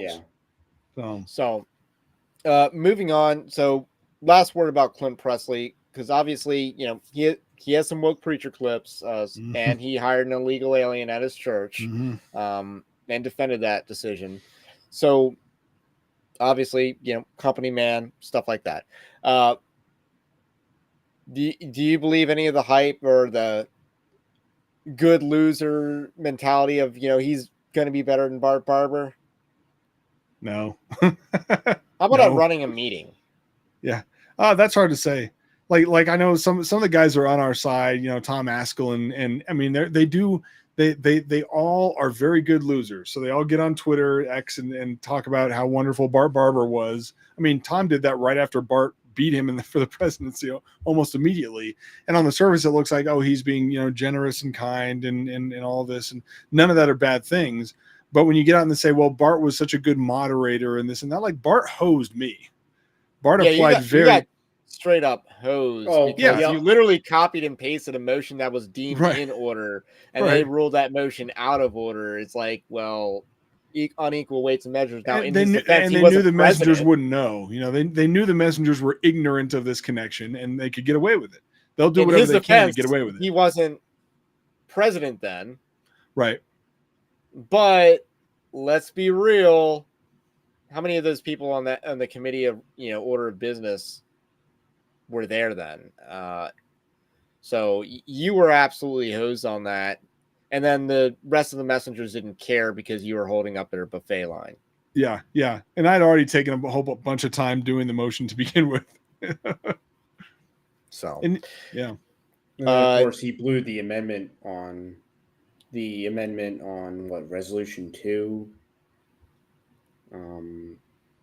It's the amendment that Dusty Deaver spoke in favor of. I'm trying to think what it was on. I read an article on this. Let me pull it up.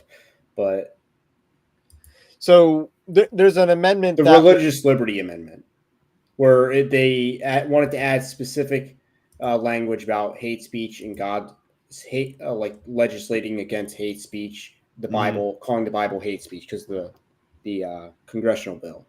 And then he completely blew the call in what seemed like a favorable room. Would you See, say my read of that was like when I'm like live commentating, I couldn't remember whether this was a 2/3 vote to overrule or was it a simple majority. So I thought it was a 2/3. I'm like, that's close.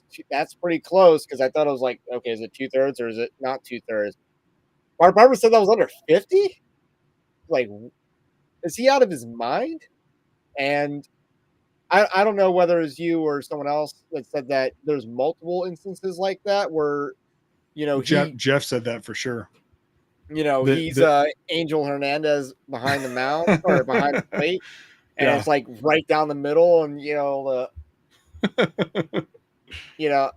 was he the umpire that like threw someone out for looking at him like to call a strike or whatever? It's like, so we would have argued like Bart handled the pressure. He's always handled the pressure pretty well of being up there, and I mean he's been. I mean, they said that about JD Greer too, that he was so charming up there. So was Ed Litton just uniquely bad at this? Yeah. That okay. That it's like, okay, the standard's so low that people love that JD. Well, when JD Greer was a moderator, you can only plagiarize JD Greer so much.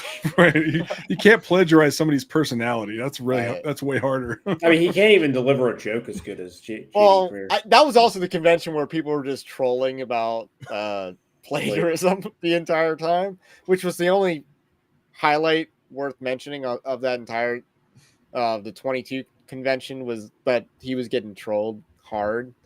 So that was basically it, and that basically undercut his ability to conduct the sneaky thing about Bart is he's got such this aw shucks personality that's I mean, it truly is endearing, that part of his personality, but that lets him slip the dagger in when nobody's looking. So like when he was talking to me the second day, it was him saying, hey, basically explaining, oh, I think what you want to do is appeal my decision to rule you out of order. In that generosity to explain it to me, he knew very well that would endear his ruling it out or to the messengers. And when he said the messengers can decide, they were going to go with him. Like, he knows what he's doing. He knows how to work a Southern Baptist. I mean, I watched that and I'm like, I was feeling like the Kent Brockman meme. I've said it once, I've said it again, I'll say it again. Democracy doesn't work. Remember that sentence? And I had like right up into that. So we're at the hotel room, and I realized I'm looking at the getting ready in the morning. I looked at my wife and I said, they're probably going to make some decision about my motion here like first thing, and so like we're not going to make it. So I went and grabbed a rental scooter, the ones they have downtown, and zoom over there. Drop it in the front, you were on a rental scooter and run in. That is what's wrong with the society. No. Yeah, exactly. I'm like, get out of my way. We're doing action. And I literally walked in right as they got this thing on the screen, and they're talking about it being ruled out of order. I just walked right up to the mic, and I'm like, you can't handle the truth. Now, speaking of you can't handle the truth, let's talk about the struggle session. Of Al Mueller, that they tried to struggle session him after letting Barber off. Now, many people don't know this. I've had very few compliments for Bart Barber's tenure. I thought he did the right thing with that amicus brief, and then he had to apologize for it. Like, you did the fiscally responsible thing, arguing that peripheral entities should not be held when there is a statute of limitations change. That statute of limitations change does not follow peripheral entities to allegations of sex abuse. Not the sex abuse itself, to peripheral entities that may or may not have been involved. That was the right legal decision. Yes. And I'm not in favor of moving back. I'm not in favor of statute of limitation increases at all, because there should be a duty to report. And, a deterrence against, having what in Crusader Kings 3 would be called weak or strong hook on people. So, and I'm not big on repressed memory theory because it's, kind of the trauma-informed nonsense is part of what's creating all this havoc. Is like, well, I didn't think it was abuse at the time, but now that you've told me I can get out of culpability, all right, I'm on board. Abuse. I'll say abuse. Yeah. So that aside, they tried to struggle, session 3 entity leaders for doing the right thing. In my mind, they did the right thing. And then Al Mohler comes out, or what's the guy? Graves is the guy from Lifeway, or Mandrell? Yeah. Mandrell. He's like, you guys did in Matthew 18. It was so lame. It was so lame. It Ben Mandrell worked, up there. It works. It worked though. He played that Georgia football. It works. Oh, the Matthew. If he was on the plate, he got on base with that swing. Like the Matthew 18 card is lamer than playing the gospel card. It is, but it happens all the time. I don't think it's as lame. Well, he gets up there and he says, and he's talking about, as the president of a Southern Baptist entity, you have to charge all the trustees because we all were in. Yeah, like he's like purportedly responsible to the churches, and they preach this all the time. We're here for the churches, and so okay, this is the business meeting where the churches do the business of holding the entities accountable and making changes to the entities. And so someone dared to come up to a mic as a church member, and I did not agree with this motion at all for any of the three guys being censured. That was ridiculous. I disagree with ruling the motion out of order because I think that sets a bad precedent because we should be introducing censure motions from now on. Well, yeah, it's that's Brent the question. Leatherwood is that the time to do that? Yeah, but that should be in play. Try to go after him. But yeah, we could have Al that Mohler comes sure. on, and he's like, "You can't handle the truth," and that's basically his speech. Yeah, you don't know what I know, and he was exactly right, though, don't you think? Yeah, he was exactly right. I made a nice parody of this. Where it was like, I won't read the whole thing, but it's like, I have neither the time nor the inclination to explain myself to a man who rises in sleep under the blanket of the very convention that I provide and then questions the manner in which I provide it. I would rather you just said thank you and went on your way. Otherwise, I suggest you pick up a Bible and stand a post. Either way, I don't give a damn what you think you are entitled to. Nice. I mean, that was just part of it, but yeah. Because you can just that's basically what Al Mohler's speech was in a nicer way of saying it, but he said it was the right decision, and I agree with Al Mohler there, and he defeated the struggle session, and good for him. Good for him. I mean, he even played the Constitution card to be like, the Constitution agreed with us. Mm-hmm. So, since let's talk about the Mike Law Amendment real quick. I mean, obviously that's been the big story that, it failed, and, 38% of the convention is, egalitarian functionally or, doctrinally.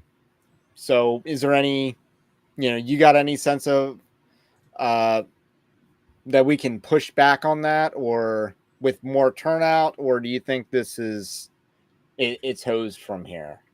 Well, the funny thing about the law amendment is, and I told Mike Law this, I think at some point, if I remember correctly, but it's a good first step. Like it's not a conclusion in and of itself, because the Southern Baptist Convention doesn't have some sort of a recipe for this is a pastor. They don't, in terms of function or something. So when you say like, well, a church would not be in friendly cooperation if it employs a pastor of any kind, what does that even mean? We don't even know. I mean, I would argue doctrinally that pastors have specific functions, and that to function as one is to be one, even if you call them a director or a minister or something like that. And obviously, if you say, well, Betsy over here is the children's pastor, and she's not actually a pastor biblically, then you're lying. Yeah. Or pastora. Well, so you're stupid in English and Spanish. Right. Well, and That was JD Crew's argument, but yeah. and You're what they stupid in two want, different languages. yeah. Well, what they want is a complete gray area disconnection between the term pastor and the role of pastor. They want that because they want to be able to design and operate their churches any way they want, but also it's a don't ask, don't tell thing. If egalitarian church over there is doing something and we don't see it and they're still sending their checks, we don't want to get in the way of that. I think it was Andrew, is it Hybert or Hebert or something? He wrote something that was published in the Baptist Press today talking about this, and he just let the cat out of the bag. And he's got the little thing over the E, so I don't know if it's Hebert or Hybert or Hibbert or something. I don't know, honestly. I've only seen stuff written down. But he really let the cat out of the bag on exactly what this is. And actually, let me see if I can do this. I might be able to do this even zoom in. I don't know if you guys can see this, but right here, this if you see on my screen, this was first person doctrinal fidelity without methodological conformity. Wow. So yeah, wrap your head around that. That is the official sort of SBC platform defense of voting against the law amendment, that you can somehow have doctrinal fidelity without methodological conformity. I mean, in a better world, that would anger Methodist. Based on where that term comes from. Yeah. Well, and it doesn't even make any sense if you think about it. So if that was published the day of the convention, or this was published today. Okay. This was put up today. So they're spiking the football. Yeah, well, and all of the platform types are sharing this and saying this is exactly what we were talking about.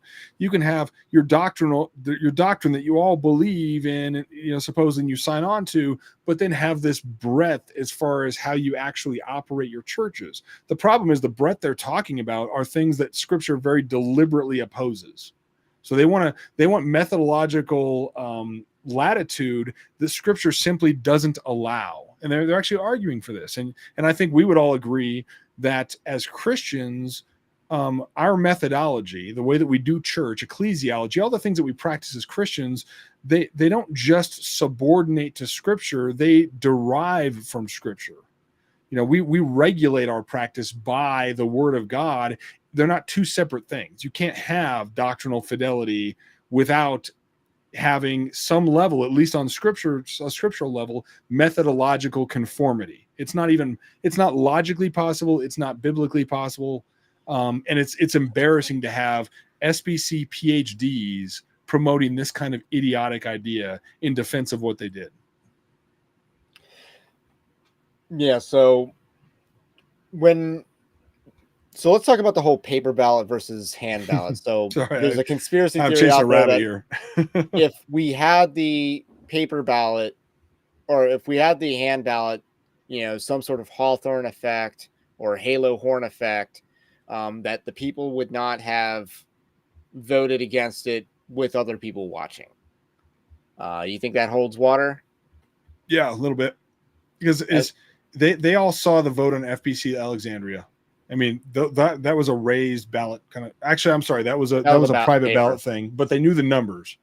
So when they put up on the screen that 92% or whatever the number was voted to disfellowship, if you're on the fence, if you're thinking to yourself, man, I really don't want this law amendment thing because I'm worried about my job, or maybe I'm really more egalitarian than I want to let on around here, whatever it is.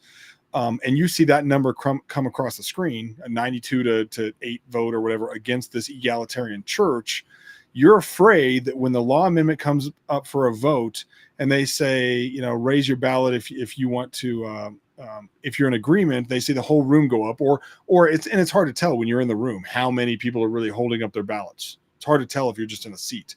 So they're afraid they're going to see a sea of ballots come up and go down, and they're going to say how many are against this, and it's going to be like, they're going to raise theirs and everybody's going to know there's the lady pastor supporter.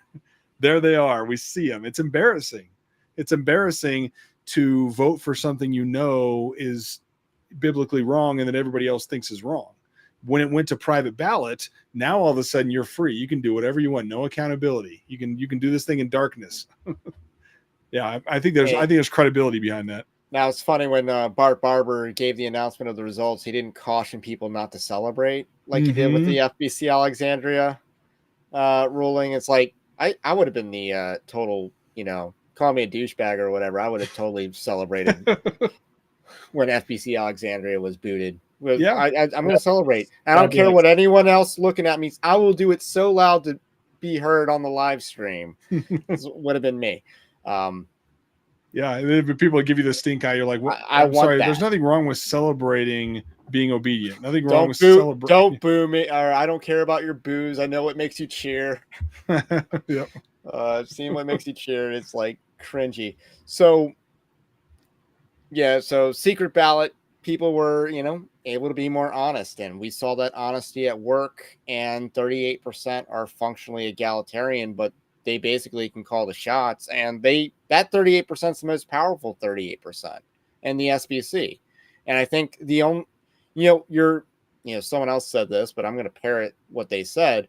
10 to 20% of the people that go to the SBC are actually convictionally know what time it is. And I think about 31% are doctrinally conservative. And actively so. And I don't want to trash on William Wolf, but he's just like, okay, we have the 61%. No, you have 30%. And then you got another 30% that will at least on paper say that they're, I guess, complementarian, which would probably be the word that they would use, that they're complementarian. So you have 30% that actually care about the convention. They're actually paying attention. They're actually voting for the Baptist or Center for Baptist Leadership.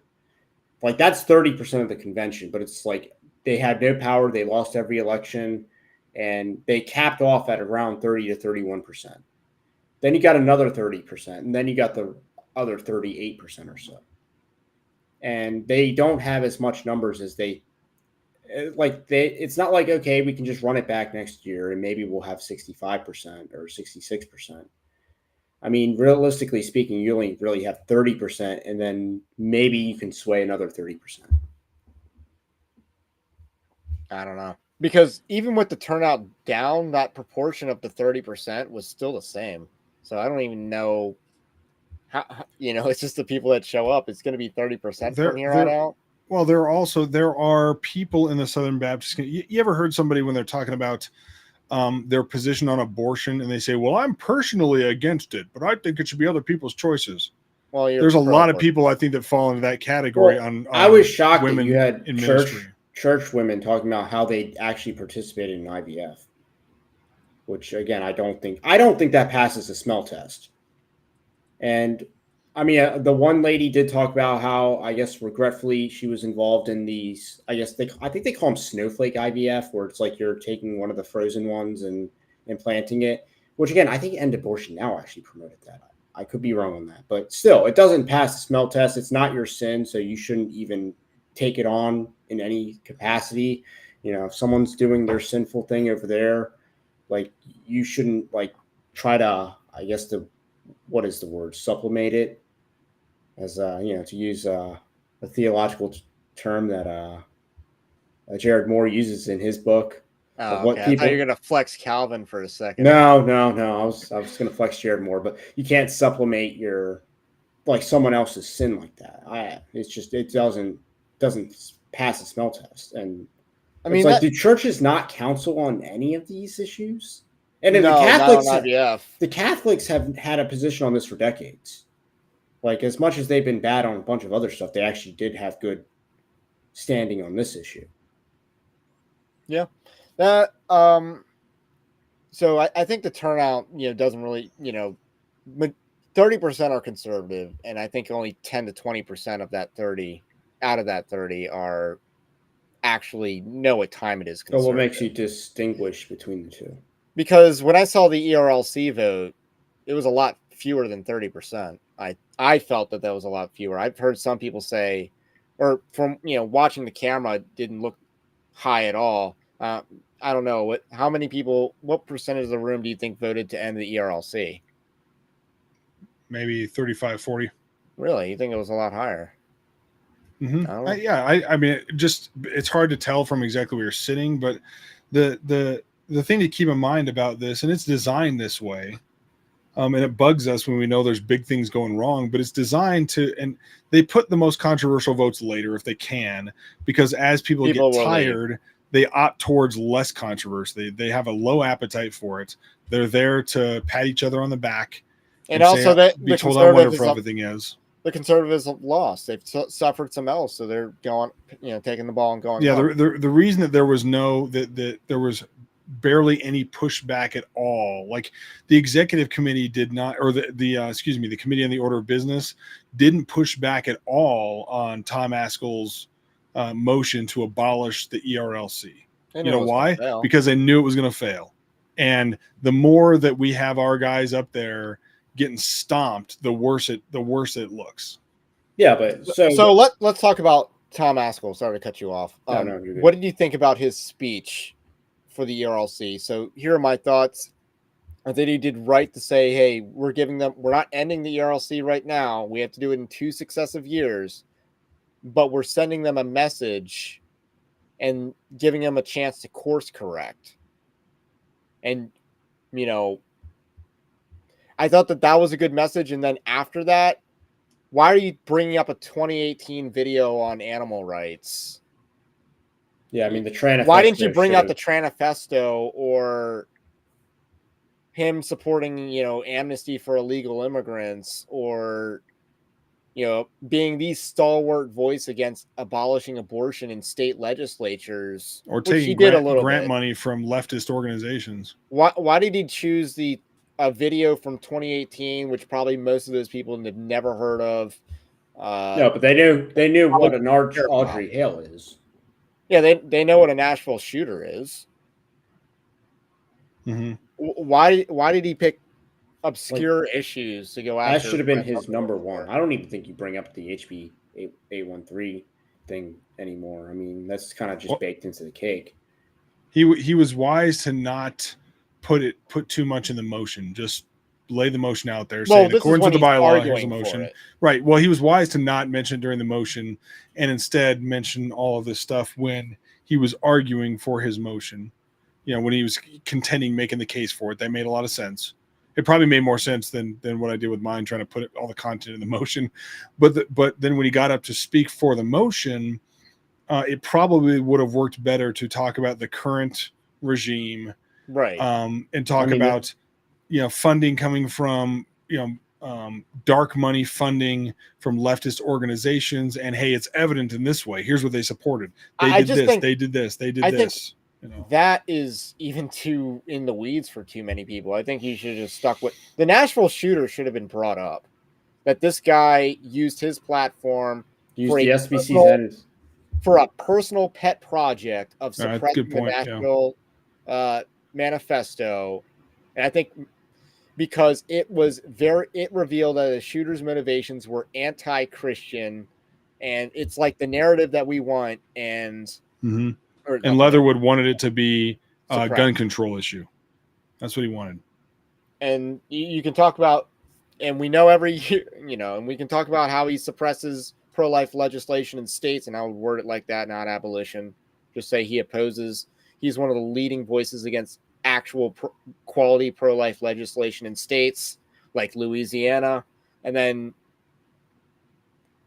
this regime does not represent Southern Baptist, and therefore we should give them 1 year to course correct and become that regime. I did not think Tom Askell's speech touched the right issues. I mean, I don't think the motion fails, but make the best argument you can at the time. His congeniality as, hey, this is a warning shot. That was very good. Yeah, but the example, you got to bring your best examples. Not the animal rights video from 6 years ago. And then Brent Leatherwood got a little indignant about that, and Leatherwood. He was out of order. According to Robert's rules, you cannot defame another. You can't speak pejoratively of another member. According to Robert's rules of order, you can't insult another member. That's out of order. And Tom Askell was right to point that out, but Bart Barber, didn't call a strike there. Wouldn't let him He have diminished it. Yeah. So. Yeah, but I mean, this goes back to because he's not a good parliamentarian, or he is a good parliamentarian in that he knows the rules, but he does not follow the rules. This goes back to the question of math, though. I mean, when they're talking about, hey, we just need to increase turnout, Dallas will be better, Orlando will be better. You really need to increase your turnout 20%. You need 20% to swing the polls 20%. That's the turnout You're talking 20% of the overall, not 20% overall. Not 20% of 30. Which means you're talking about bringing up to 36, 37% if you increase that by 20%. Which means you need another 2,000 to 3,000 messengers to actually show up on our side, and that's the problem. You basically need to double our numbers, and I think that's what Center for Baptist Leadership does not understand. Is that realistically speaking, you need to double your messenger count. Well, they're very new. Yeah. And as far as I know, they're borrowing some other organization's 501c3 status. I think it's American Reformer. So they don't even have their own 501c3 or 501c4 status yet, because they're that new. But I think they're already doing a better job than the Conservative Baptist Network. Well, they are. And William Wolf is a friend, so I like him. That's why that's why you're being harsh. Okay, I say this out of love. You what you're talking about doing is basically you require to double your numbers as they currently stand. If you have 2,000 people, you need 4,000 people. And I don't know if you don't have 61%, you have 30% at most, and you need to double that. And the question is, can you? And I know on their space earlier today, they were talking about how they basically need to run like a political campaign, which requires, political type dollars. And they understand that, getting a turnout effort is going to cost money. The question is that money worth it? And I think John Harris actually, before we were going live, he actually said it requires $6 million to actually get the kind of turnout. So the question is, I mean, I think in the Twitter space, they were saying 2 million. But still, that's a lot. If we have $2 million, why would we spend it on this? Exactly. Do you think that's worth, do you think, because we need this $2 million every single year. First of all, where are we going to get it from? Second of all, if you have the $2 million to give, is this what you're going to give it to? I don't know. Maybe you can ask the people in your church that give to Lottie Moon and Annie Armstrong, if saving the Southern Baptist Convention is worth diverting some of that funding. I don't know. So I'm going to take a last call for questions because we are nearing 2 hours. But you got any parting thoughts, any parting wisdom from what you saw on the floor that you wanted to share? Actually, that reminds me of there's something about the Golden Corral. But how much of this the Southern Baptist Convention, when they vote, they just want to be on the winning side? I think a fair number. I mean, especially if they feel like the winning side is going to maintain the status quo.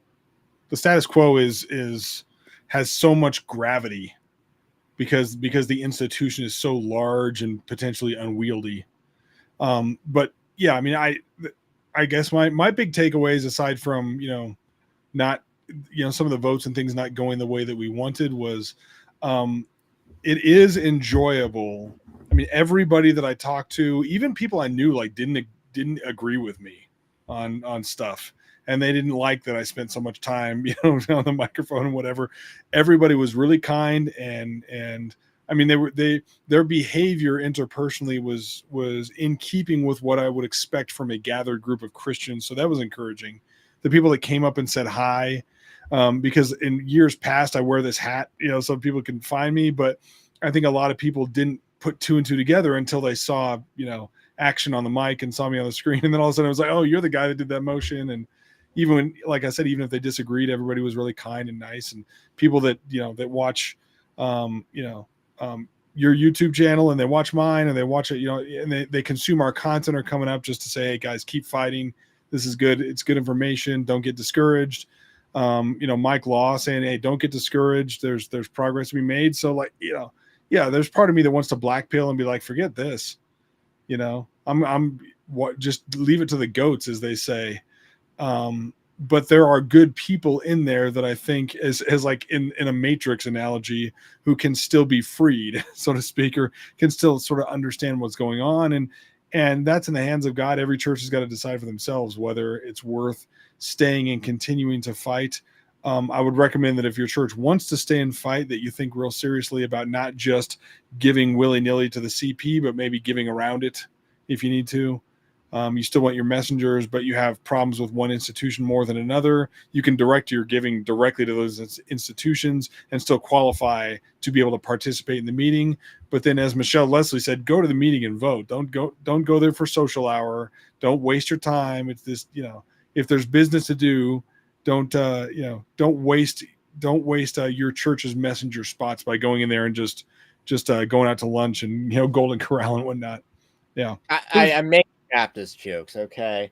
Anthony, I'm not seeing the chat questions come in, so if you're able to pull those up, what do you think about? Are you able to see the chat questions come in or no? Well, I'm seeing nothing come in. Okay, so Formosan Black Bear asked, what percentage of the messengers are pastors? Hard to say. James Cook asked, give up or give to what? It's all corrupt. Okay, so these messages that's referring to the what would you give it? What would in this Southern Baptist Convention would you give?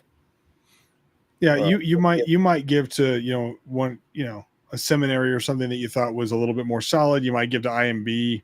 I think our church goes around and gives mainly to IMB.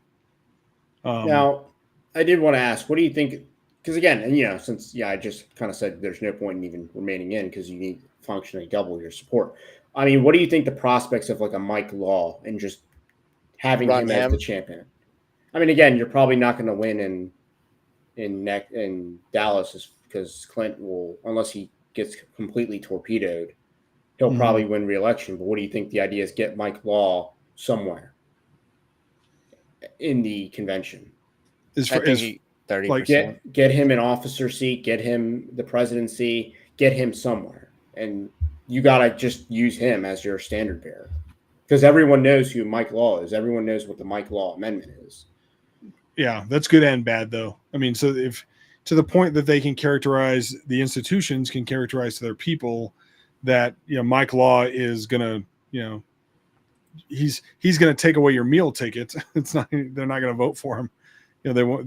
The idea would be, I think, the conservative groups that are sort of on the periphery, whether it's CBN or now Center for Baptist Leadership or Founders Ministries or some of these groups, like G3's gone, right? I mean, G3, like Praise Mill Baptist left the SBC last year, or the year before or something.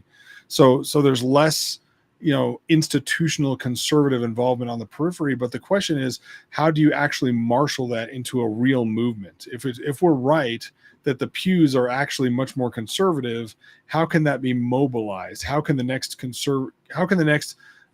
conservative resurgence take place? I don't know.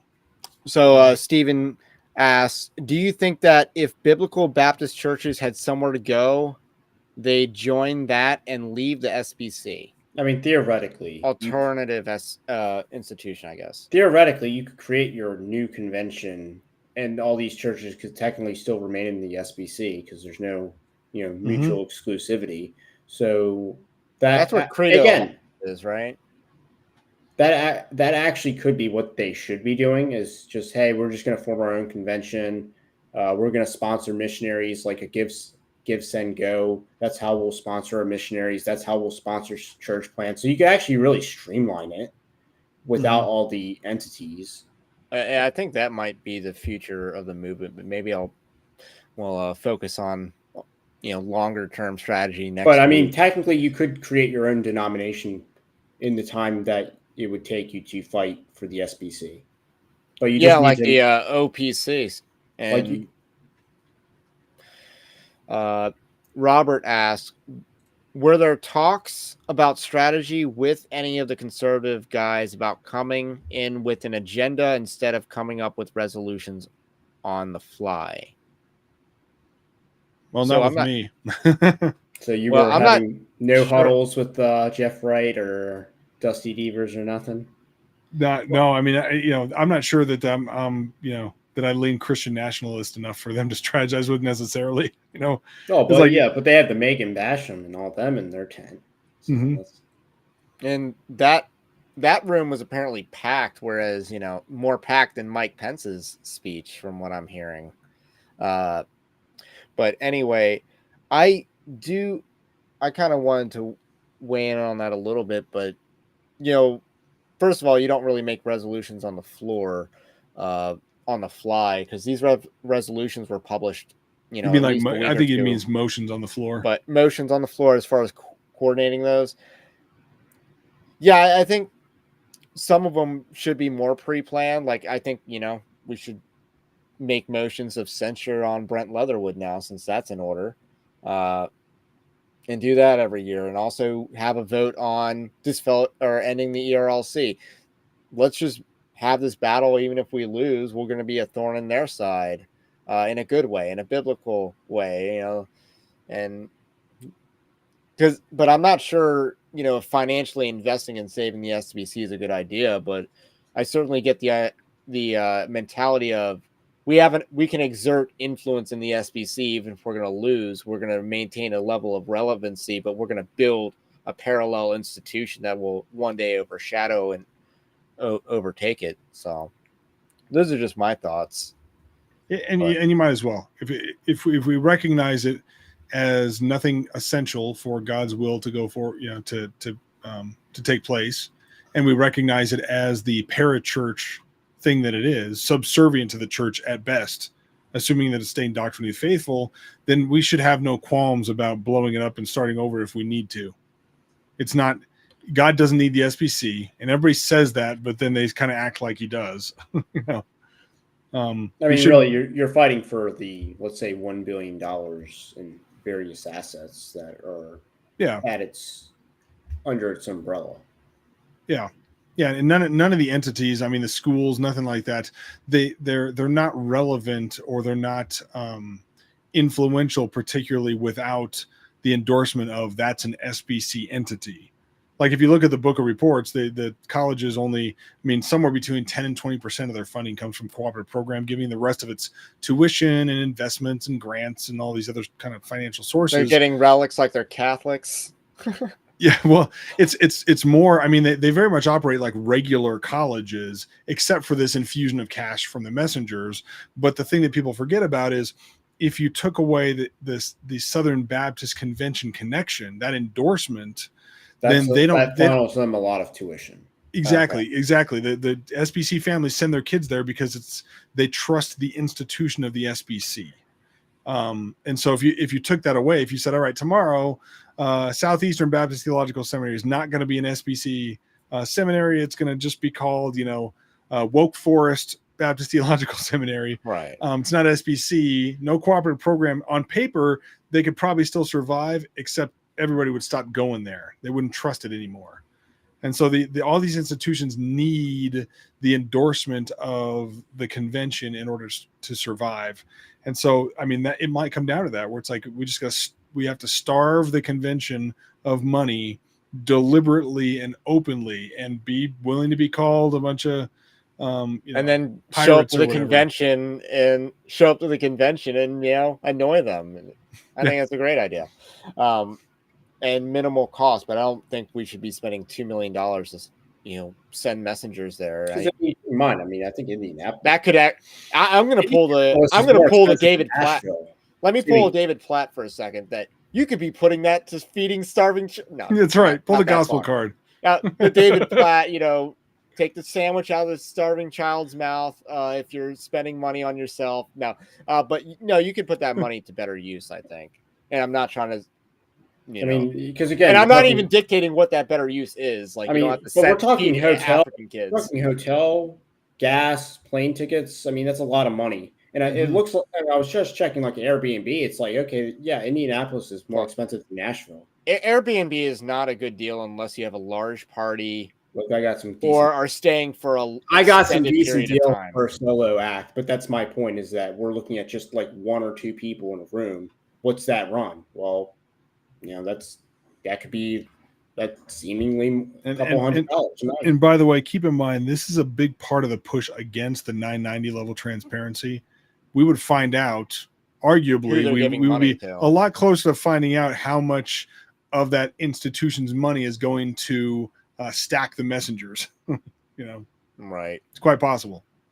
Yeah, but then it would just be considered missionary expense into the Right. local city. Oh yeah, they would give us as little transparency as possible, even if they started to do it. But they don't even want to go down that path. Yeah. Josh How much? Born says David Platt took Cheez-Its from his preschool ministry to put towards missions.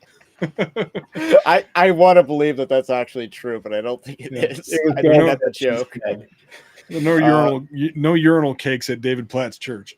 It cost too much money. Oh man. Cheerios out of All the right. So nursery. how about you let the audience know where they can find you and the work that you do? I think it kind of precedes you, but nevertheless. Yeah, you never know. Yeah, we're writing at protestia.com, and we're like pretty amateur in YouTube and videos and things, but we try to put up content about as much as we can. And we put up a lot of videos, as you guys know, on Twitter. social media of charismatic insanity, to the point where it's sort of becoming like, the same way that we would say that tissues are Kleenex. The insane charismatic videos are becoming known as protestia videos. I don't know if I want that or not, but it is what it is. Yeah, exactly. It's like it's a version of woke preacher clips, I guess, at this point. So what is that? Saxophoning in the spirit is a thing now. Yeah, our guys are really the best. And then like the arm extension, where it's like the guy's just moving his shoulder. I just slowly, thought right? passing in the spirit. Yeah. Well, and we, because there's a lot of effort in curating that stuff, we started putting little or slaying in the jazz. Slaying. Yeah. Okay. Josh says he's pretty sure it's true. The Cheez-Its thing. Well, anyway, if you like Evangelical Dark Web, don't forget to drop a like on your way out and subscribe to the channel, to the podcast if you are new. We have a Patreon-like system also at evangelicaldarkweb.org/join. I really shouldn't read URLs, but it's linked in the description below. Free newsletter as well, which I really want to push because that gives you Christian news in your inbox each and every day.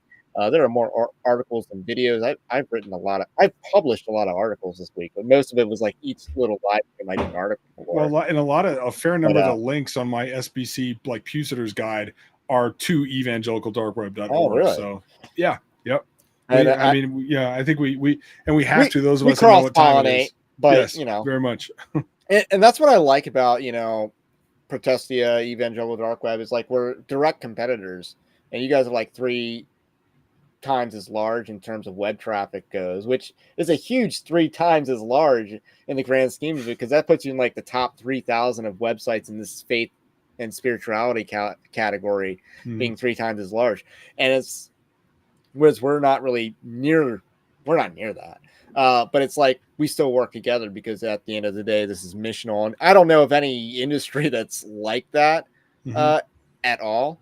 This is, I'm pretty capitalist about this, but it is still more work than any financial reward I would ever get out of it. Yeah, definitely.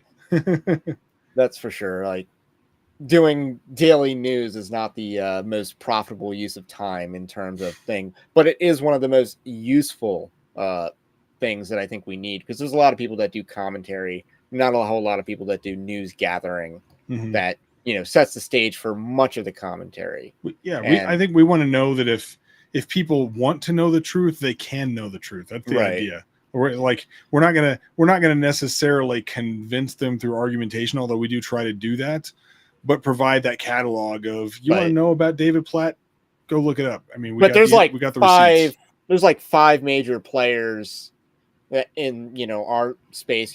Us, two, Dissenter, Megan Basham, who's a little bit downstream, but when she comes out, and then John Harris, of course. So that's kind of like the 5 families of discernment in this space, if there is that. Oh, and also Ben Zeisloff, who's definitely emerging over at what is it, the Sentinel? Yeah, Republic Sentinel. Sentinel. Yeah. Did you see him at SBC? No, I don't know who I want to admit that I ran into, and I was joking around with him like, someone's going to take a picture of me and they're going to think that I'm in your camp like all the time or whatever. Like we might be a little too tribal about it sometimes, but yeah. No, but I did get in touch with a lot of guys that we communicate with regularly and share information about for the purpose of fighting back against the woke and unbiblical infiltration into the church. Well, anyway, thank you all It was good to go. for coming out tonight. Stay based. Christ is King, and we will